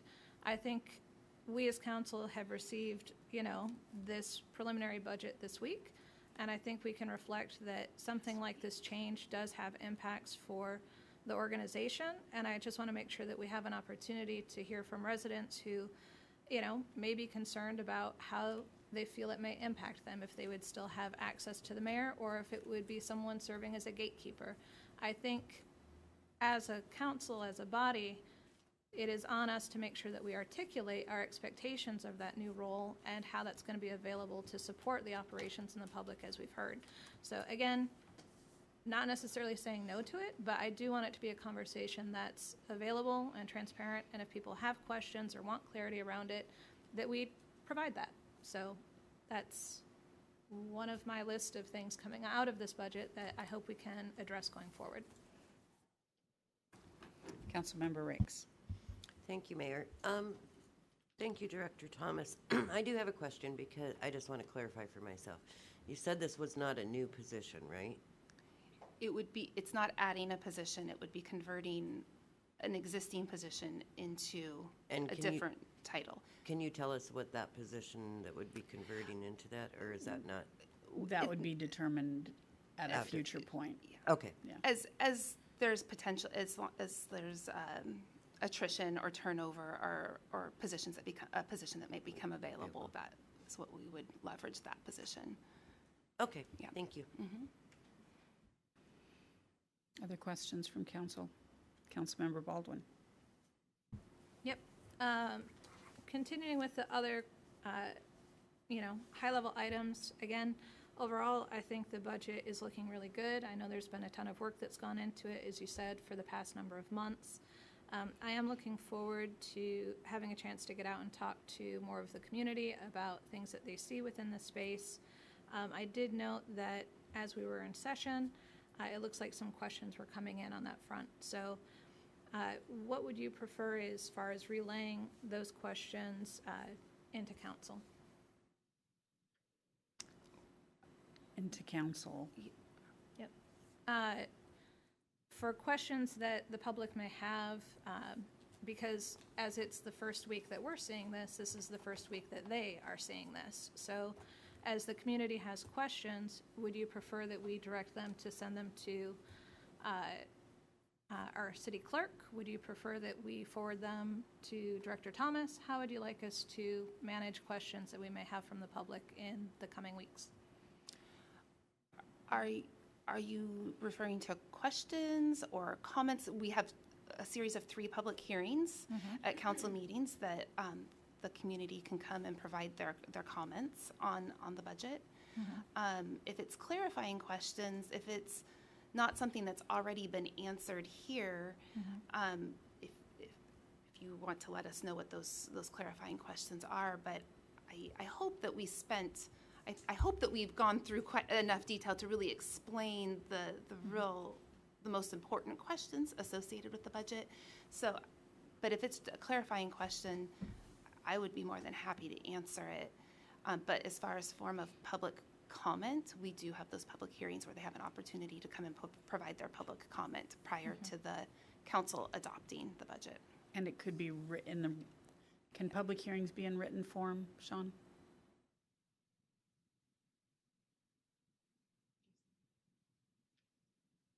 I would think so. Mayor, deputy mayor, and council members, certainly.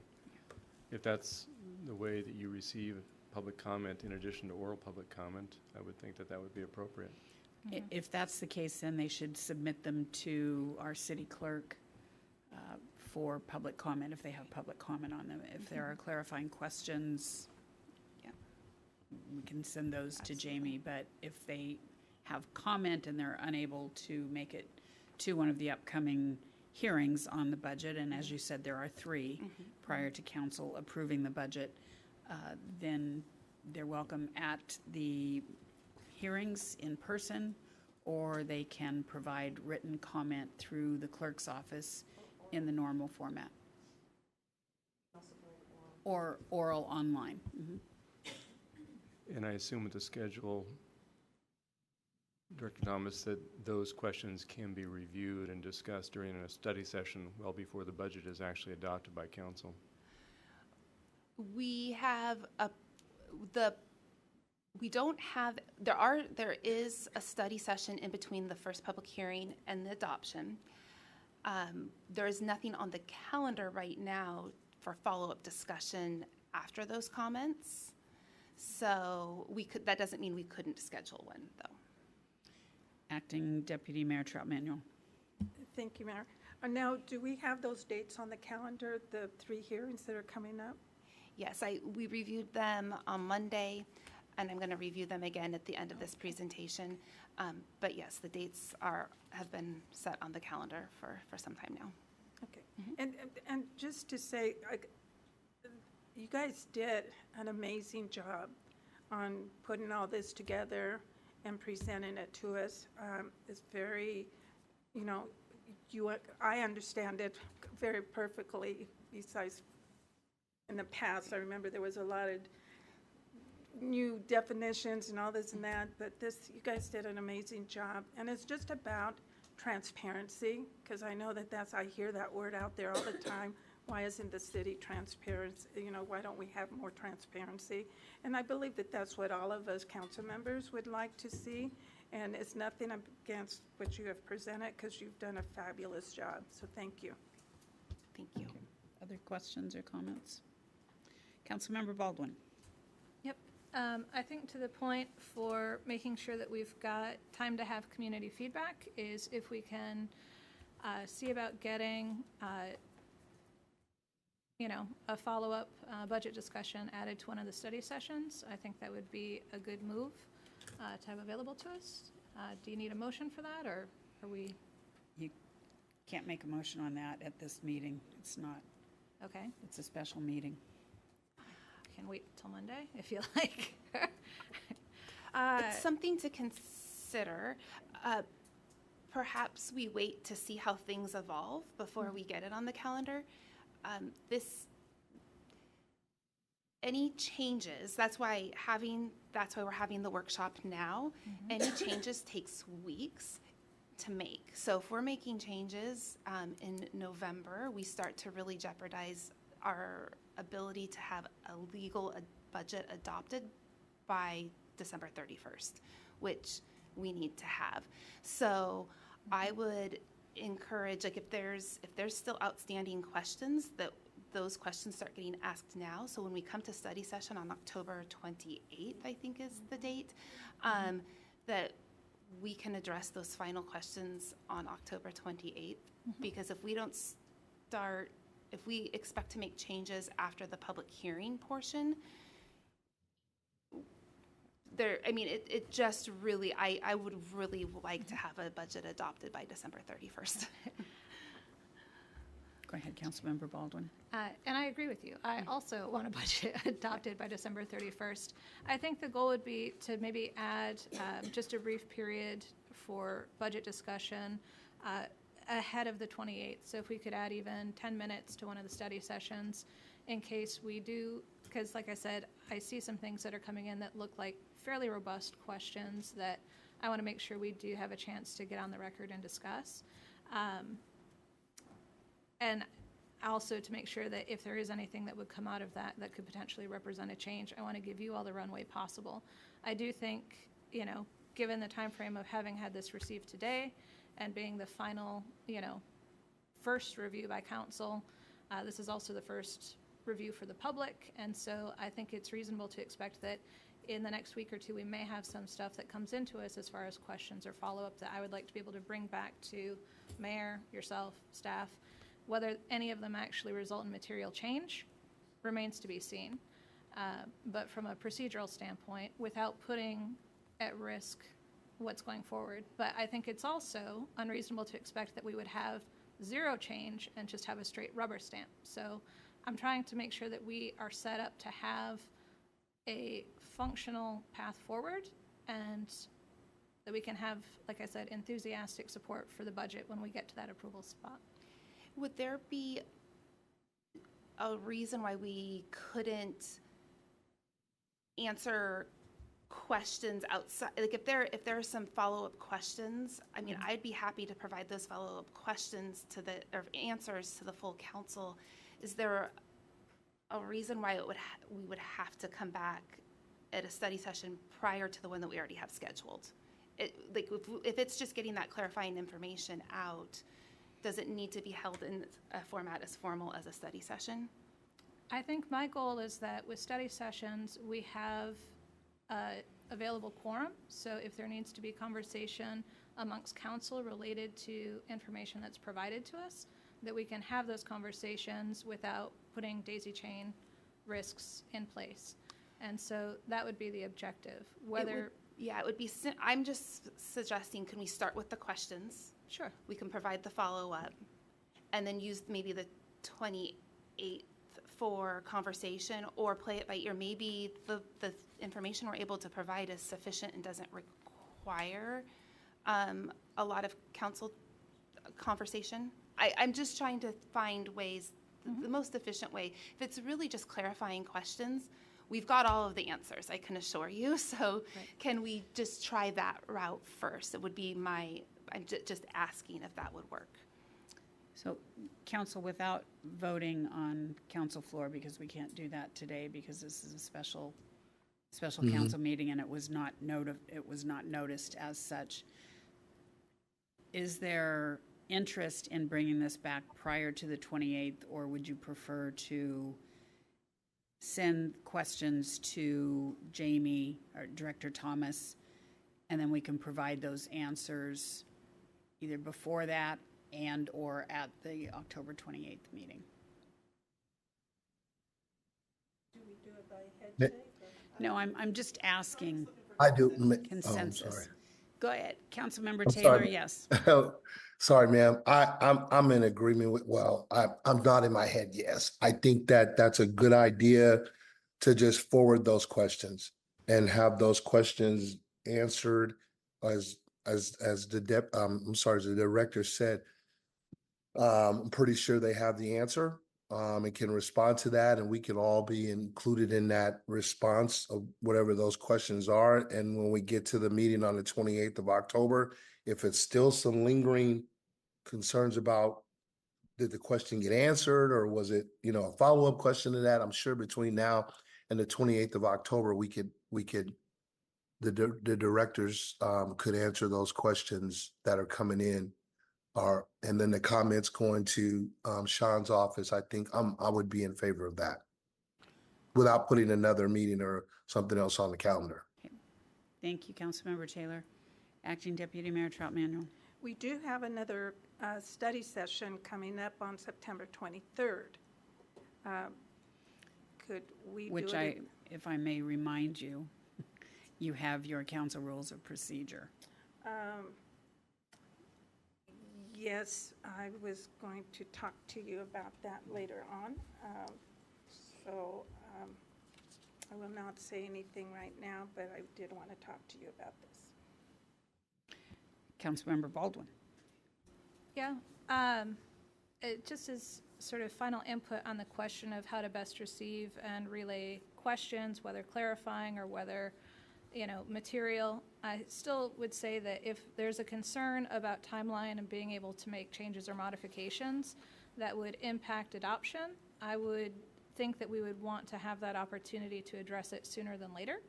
As far as our planned agendas for the remainder of September, those are what's planned, but it doesn't mean that they couldn't be modified as we see fit to manage council business. And I do think the budget should be of more importance than updating our council rules and procedures. That's my opinion.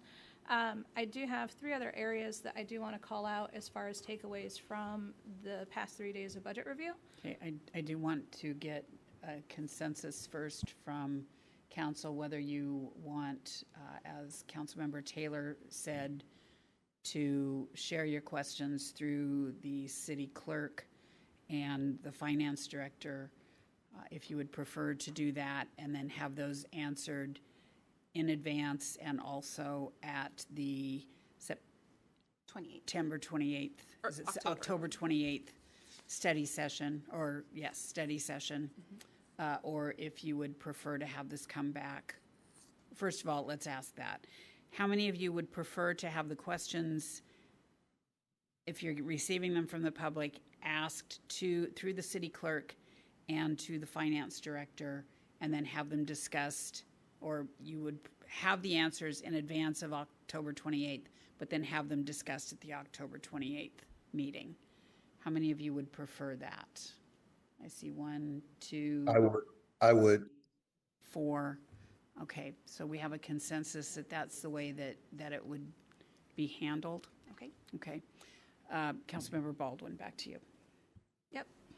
And I bring that up because the other areas that I would like us to give attention to within the budget request includes, I do think I would like to see something within the biennium budget going forward put in place to look at ways that we could address gun violence within the city. The same way that we may budget for things that we don't know exactly how we're going to do it yet.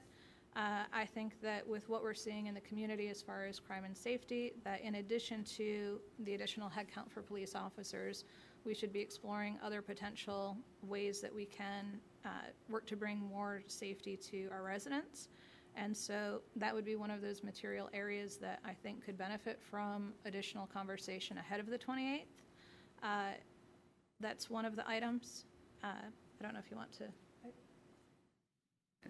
Acting Deputy Mayor Troutmanuel. Well, now that Kate mentioned something, I was going to cancel our procedures, rules and procedures for later on, because I do feel that this is more important. And also the issue with the gun violence is happening in our city right now, and with the way the community has been reaching out to us and asking us, what is council doing?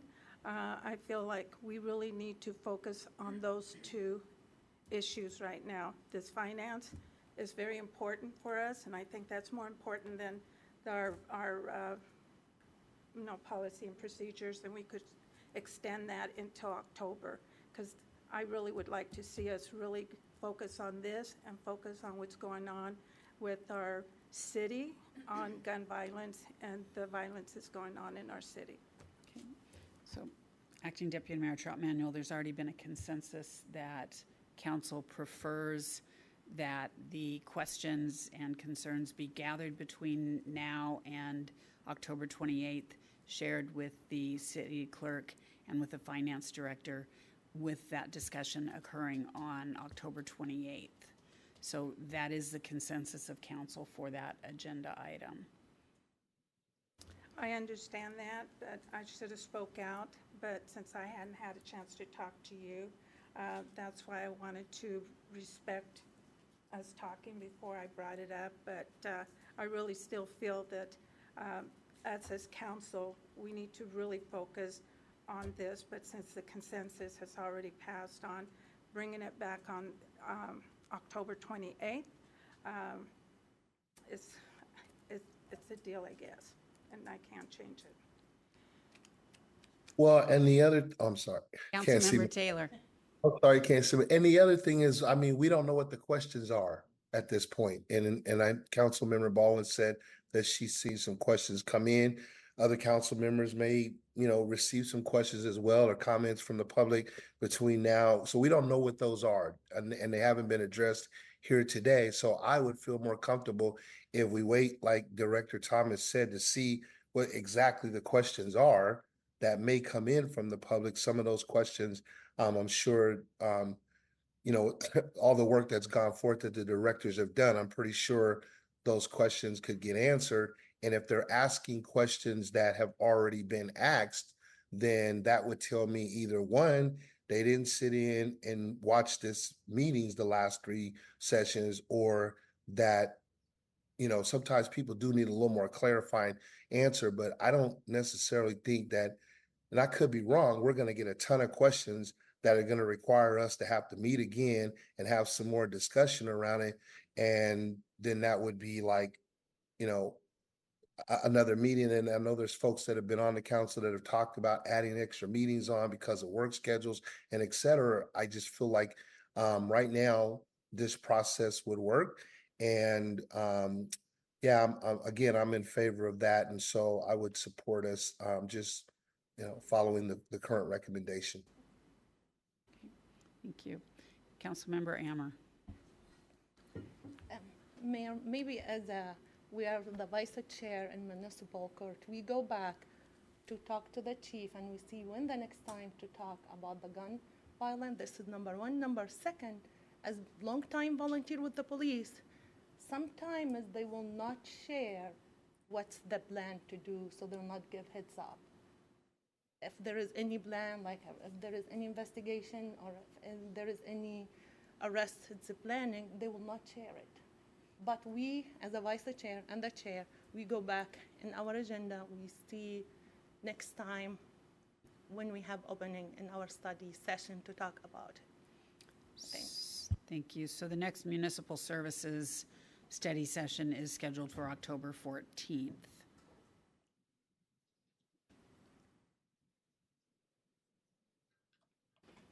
And I think the Muni Services Chair, Vice Chair, and the related directors have a meeting coming up. Is that accurate? Okay. Okay. Councilmember Baldwin. Yep. Thank you, Mayor. So that was one of the items that I would like to see represented. As was noted, what has been compiled for our 25-26 budget is meant to represent our strategic goals for the city. And I certainly think this emerging need is one that, while perhaps arriving late, should be considered. Additionally, the budget item for the salary survey for unaffiliated staff is one that has, as was noted, hasn't occurred for 35 years. Based on my professional experience, my preference would be to keep that budget item, but I would like to see that as an effort led by an external consultant as opposed to our in-house staff. So I do think it's expressly a need for the city, but one where from a standpoint of parity, equity, fairness, I do think having an outside consultant on that one would be beneficial in both going through that exercise as well as making recommendations. And then the last area that I'd like to see represented within the budget had been noted, I think, on our first night of review, which was within the general fund looking at budgeting for the Office of Equity. As the mayor had noted, there's anticipation that we would use budget amendments to provide funding for work plan projects. And my preference would be that instead of having budget amendments for that, as we can commonly do, is to be upfront about what we expect to be investing in that area ahead of time. So if we anticipate that it's coming, I'd like to see an item for that. Thank you. Councilmember Baldwin, I also said that there will be expenditures coming from each of the departments, that it is not anticipated or expected that all of that funding be at the Office of Equity level, that all of the departments will be budgeting for that within their own budgets. So it not necessarily having to be a line item in the Office of Equity because the expense is not going to be in the Office of Equity. Councilmember Baldwin. If that's the case, and as yet we've not seen nor approved any budgets, any actions or projects out of the future work plans, could we not put it within the Office of Equity and then as those projects are approved, use budget amendments to move them to the appropriate department? Well, the funding typically is going to come within the existing budgets of each of the departments. Many of the departments have large budgets, and the expectation is that money is found from within their budget that they currently have. So, Jamie, if you have, or Director Thomas. Yeah, and I just to add to that, I think that with the phase one of that work plan was really more of a staffing resource. and that is going to be the commitment primarily, is the staffing resource from departments, while that phase 2 and the actual, what is the actual dollar amount going to be, will be determined during the phase 1. So as we really build a more comprehensive plan, like what is this going to cost, not just the Office of Equity, but what's it going to cost each of the departments, that's being built, that actual cost. And we don't, just from a conservative and responsible way of budgeting, we don't like to just put placeholders in without actually having the plan first. I think that also kind of goes hand in hand with your comment about gun violence. We hold the directors pretty hard to the line that if you're asking for money, you better articulate pretty clearly exactly how you expect to use that money. And that's part of what we're still trying to develop, I think, with the Ready Work Plan, from my understanding.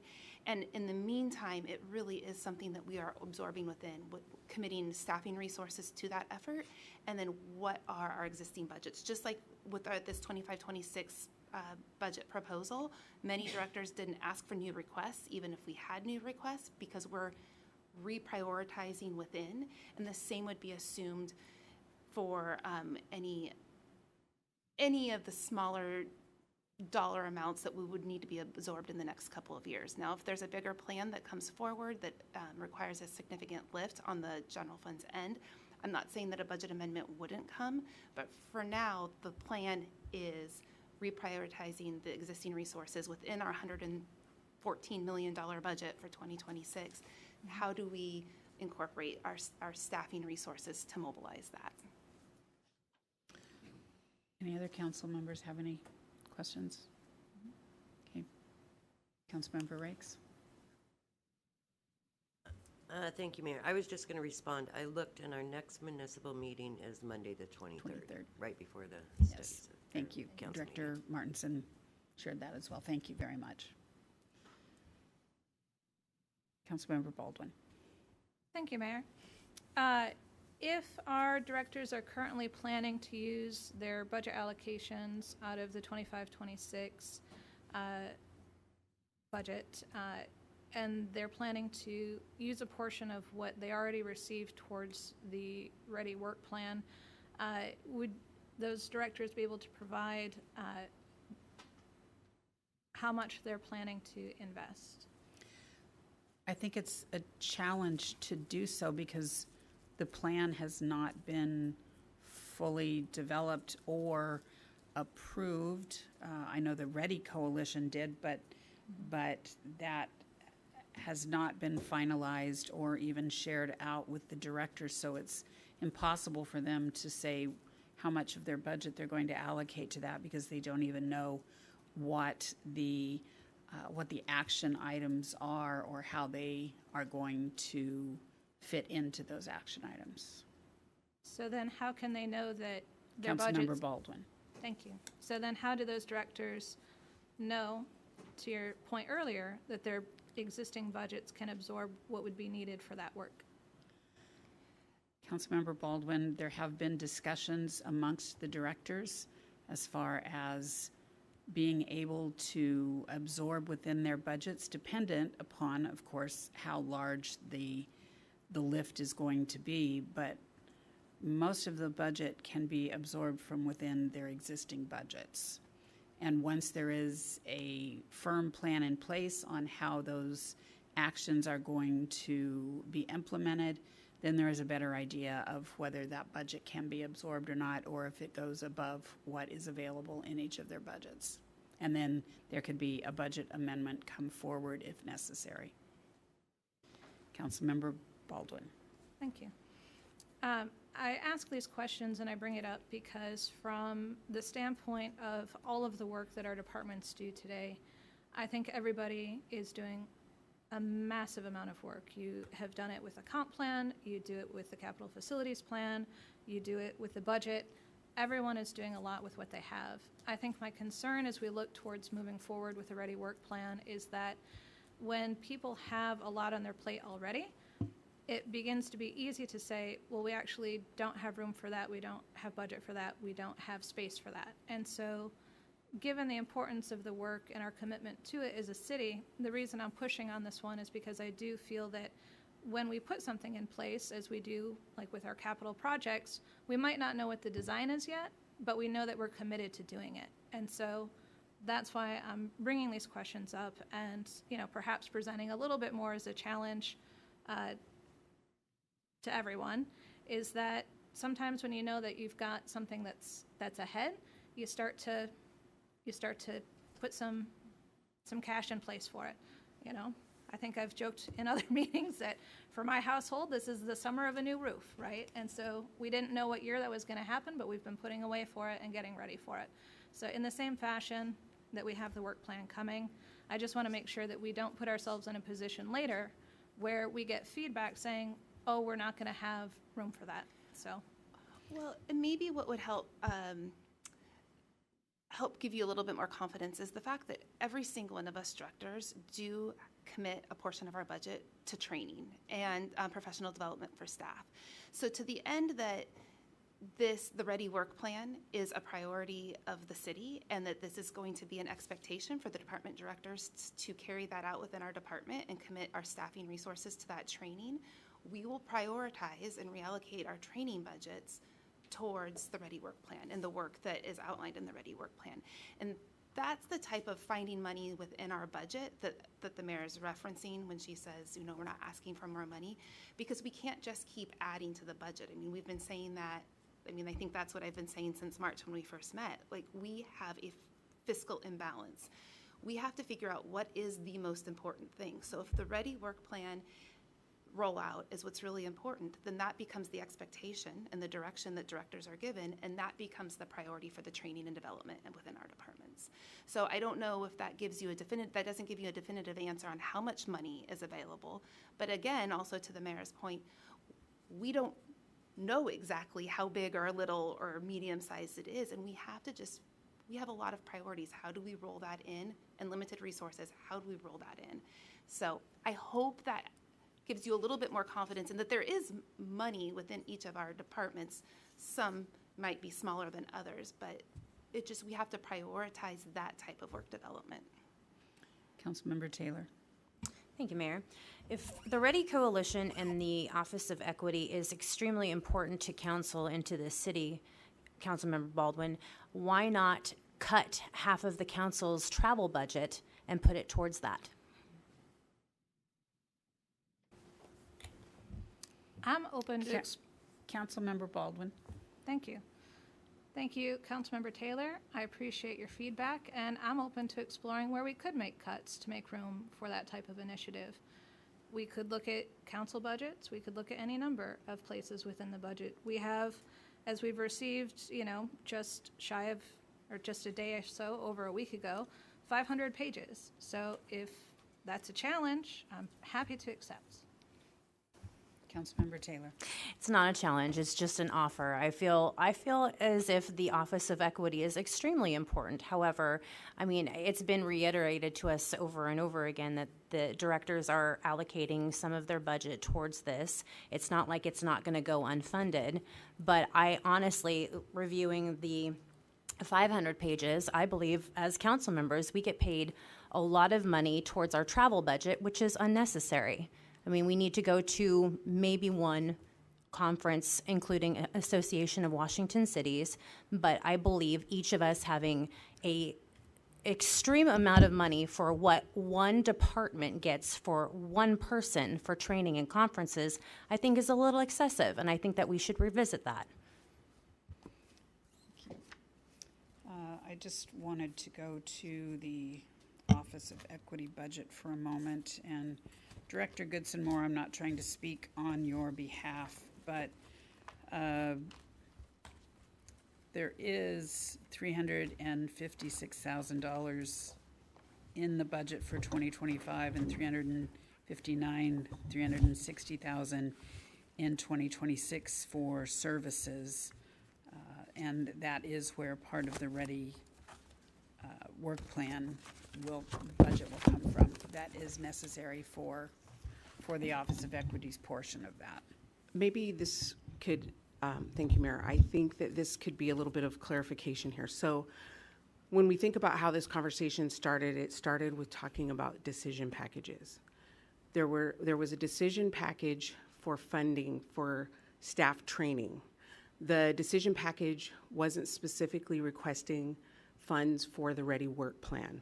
Phase 1 of the Ready Work Plan calls for resources in the form of staff time to allocate towards working on the Ready Coalition and helping us to implement Phase 1. So there really wasn't, that's what the clarification was, there wasn't a dollar amount around the implementation of the Ready Work Plan. The training funding that was requested, that is where there'll have to be some shifting in that timeline and in that training. That's where we would reach out to other departments to say, hey, we have a unified training plan. It calls for training for all staff, all leadership, and, perhaps instead of starting in January of 2025 and then again the second half in 2026, we may have to shift that, or we may have to ask for budget from the other departments to help pay for their staff's training. But we do have money in the existing budget to help with the implementation of the Ready Work Plan once it is, the director team hasn't even seen the Ready Work Plan. We have approved it on the Ready Coalition. We are working on the final draft of it, and then we have a rollout plan for that, for the Ready Work Plan that will be shared with the leadership team and with the entire city staff and the council and the community. So just for a little point of clarification, the funding that I think people are focused on is the actual training, which is DEI, if you want to say that term, for the entire city staff. That covers a multitude of topics and areas related to racial equity work. It is not specifically just for the Ready Work Plan. So, Thank you. yes. Acting Deputy Mayor Trout Manuel. I have just got a comment to say. The travel pay has not changed since I've been here, and not everybody travels. I've been doing a lot of traveling because I'm on several boards and committees nationally. My other ones, Hilo, has put me on another board, but that they pay for all my travels.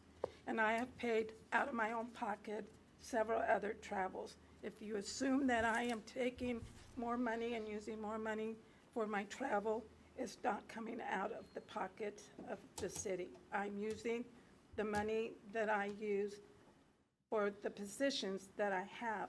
And you've made a comment about, it's our role to bring money to council. It's not as council's role to bring any money back to the city. That's our economic development. I have been told this. I have asked several questions to several individuals. We are supposed to get the training, bring back grants if we have them from the committees that we are in. I have done that, and if the directors want to take it, they can. If they choose not to, that's not up to me. I did my part of bringing stuff back to the city, and I've used my money, and I've gone a little bit on budget because of the cost of the flights. But other than that, I've paid a lot of it out of my own pocket. So I do think there has been an increase in travel budget over the course of 11 years? the years. Yes, there has. In fact, council didn't even used to have its own separate line item budget. Now you do. It started out at, I believe, 5,000. And for 25 and 26, it's up to 7,400 each. Yeah, I was not aware that it has gone up. Over the course of the 11 years in the Okay. budgets that you have approved, yes, it has But I gone was up. not aware that it went up to 74,000. 7,400. It's in this budget. I was not aware. But I just wanted to make it clear. Okay, Okay. Deputy Mayor, or Acting Deputy Mayor, thank you. Jamie, Director Thomas, anything else? On this slide, no. I've been taking notes, and my takeaways from this slide is that it sounds like that there are some questions from the community, maybe some clarifying questions from the council, and Sean and I will be on standby, and we'll be, and the directors I know will all be ready to provide any additional context and clarifying information to anything that you've seen in this 500-page document. And I'm confident that we've got information and answers for you. So hopefully that will get us to where we need to be and keep us on the timeline for the rest of the budget calendar that we have planned out for the remaining of the year. Councilmember Rakes. Thank you, Director Thomas. When council gives you those questions, will they be shared with all of us so we can get all the answers at the same time? Absolutely, yes. And what I might do, depending on the timing of them coming in, is maybe not necessarily respond to each question individually. I'm probably going to just compile a list, and so I can provide a comprehensive list All of council answers. members will receive the answers to the questions. Thank you. Councilmember Ammer. I just want to say thank you. You said 500 pages. I will count them because I think there may be more. I think Frank can tell you exactly how many. No, thank you. It's amazing job to see everything. I know the PowerPoint did not show how much work being done behind the scene. I appreciate every thought, every thinking. It's hard to create budget, capital, to have all that to be decided, so thank you. And I really appreciate that. The work and the commitment and just the amount of collaboration that this entire director team, as well as their staff, it's not just been the directors, but it's been the staff. I mean, we've spent hours and hours and hours, so it's been a very heavy lift, and they've taken it all very seriously. And I think in the end, it produces a much better document too, because we've discussed everything from every single angle, and sometimes some of us have been happy and sometimes some of us have not been happy, but in the end we are confident that what we have put together and have presented and proposed to the council is really in the best interest of the city, and it achieves all of the goals in the best way possible, in the most efficient and effective way possible. So thank you for your comments. I do have a couple of more slides. I'm sorry, but we'll get through them quick, I'm sure. So that was really the meat of it was the general fund, but there is the governmental capital fund, and I just wanted to summarize that. So mostly what we spent yesterday talking about. We have 4 capital project funds totaling $28.4 million in projects in 2025 and $23 million in 2026. We do have 2 new programs that we asked within those capital funds, and that was the Facility Master Plan bond issue for $39 million with ongoing debt service of $2.2 million a year, and then to transfer the existing photo enforcement program revenue from the general fund, the excess revenue that we have been receiving, to send that over for traffic safety programs in the capital facilities fund. Any questions on the capital side? Councilmember Ammer. Can we get a copy of today and yesterday PowerPoint to add it? Yes, I have the entire PowerPoint. It's one big PowerPoint. I will just send the entire PowerPoint to you. And then the last slide is next steps. I think we've talked through this slide pretty in depth already, just a couple of slides ago. So we've heard some recommendations on the consensus on how we're going to move forward out of this meeting, which is send us your questions. Hopefully we are able to answer everything satisfactorily or to satisfaction, and we can then discuss the proposed budget on October 28th. So as a group, we can make any final discussions at that October 28th meeting, which is a study session. We'll also be looking more closely at our property tax levy for 2026. We haven't received any of our preliminary assessed valuation figures yet from King County. So right now, it's just a lot of estimating, but we will have a much better idea for what that the actual property tax value and the assessed values will be for 2026 at that meeting. Then we go to our November 4th council meeting, which is where we're going to have our first 2 public hearings. We'll have a public hearing on the proposed budget. We'll have a public hearing on the property tax levy. And then this is where there'll be a gap between meetings. So there will be another study session between then the next council meeting. So that's kind of the placeholder. Like if anything goes awry and we need to consider anything else at a study session, we can bring budget information to the study session between November 4th and November 18th. But right now there's nothing planned. And then on November 18th, we will have our 3rd public hearing, which is the 2nd public hearing on the 25-26 budget, and then looking to then hopefully adopt 3 pieces of legislation that same evening, which would be the 25-26 biennial budget, the capital facilities plan, and the 2026 property tax levy. That's it.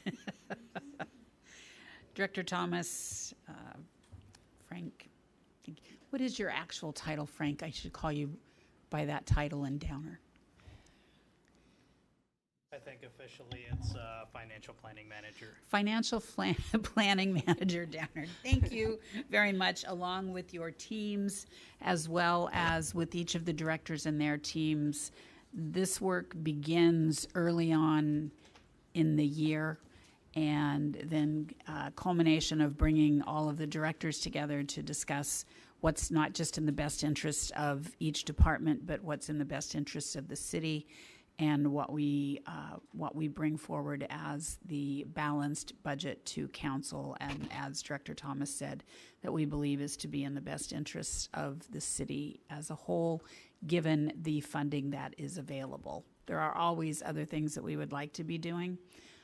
But those aren't always possible. I can tell you that there are cities around us who are laying off FTEs because of their budgets. And so I think it is a testament to the fiscal responsibility of the city of Auburn, to Director Thomas and her department, as well as each of the directors, that we are not in a situation to where we are either cutting budgets by a percentage or we are laying off FTEs to even have a budget. There are fiscal cliffs in many of the cities around us, and I am very thankful for the work that is done here that has us not in that situation. And for council for being very thoughtful about the community and the responsibilities that each of you have in making sure that we do have that balanced budget that is doing what the community needs and wants. More needs than wants, unfortunately, in this budget. But with that, we are at the end of the special city council meeting with no other agenda items that can be added. Happy Friday night. We are adjourned.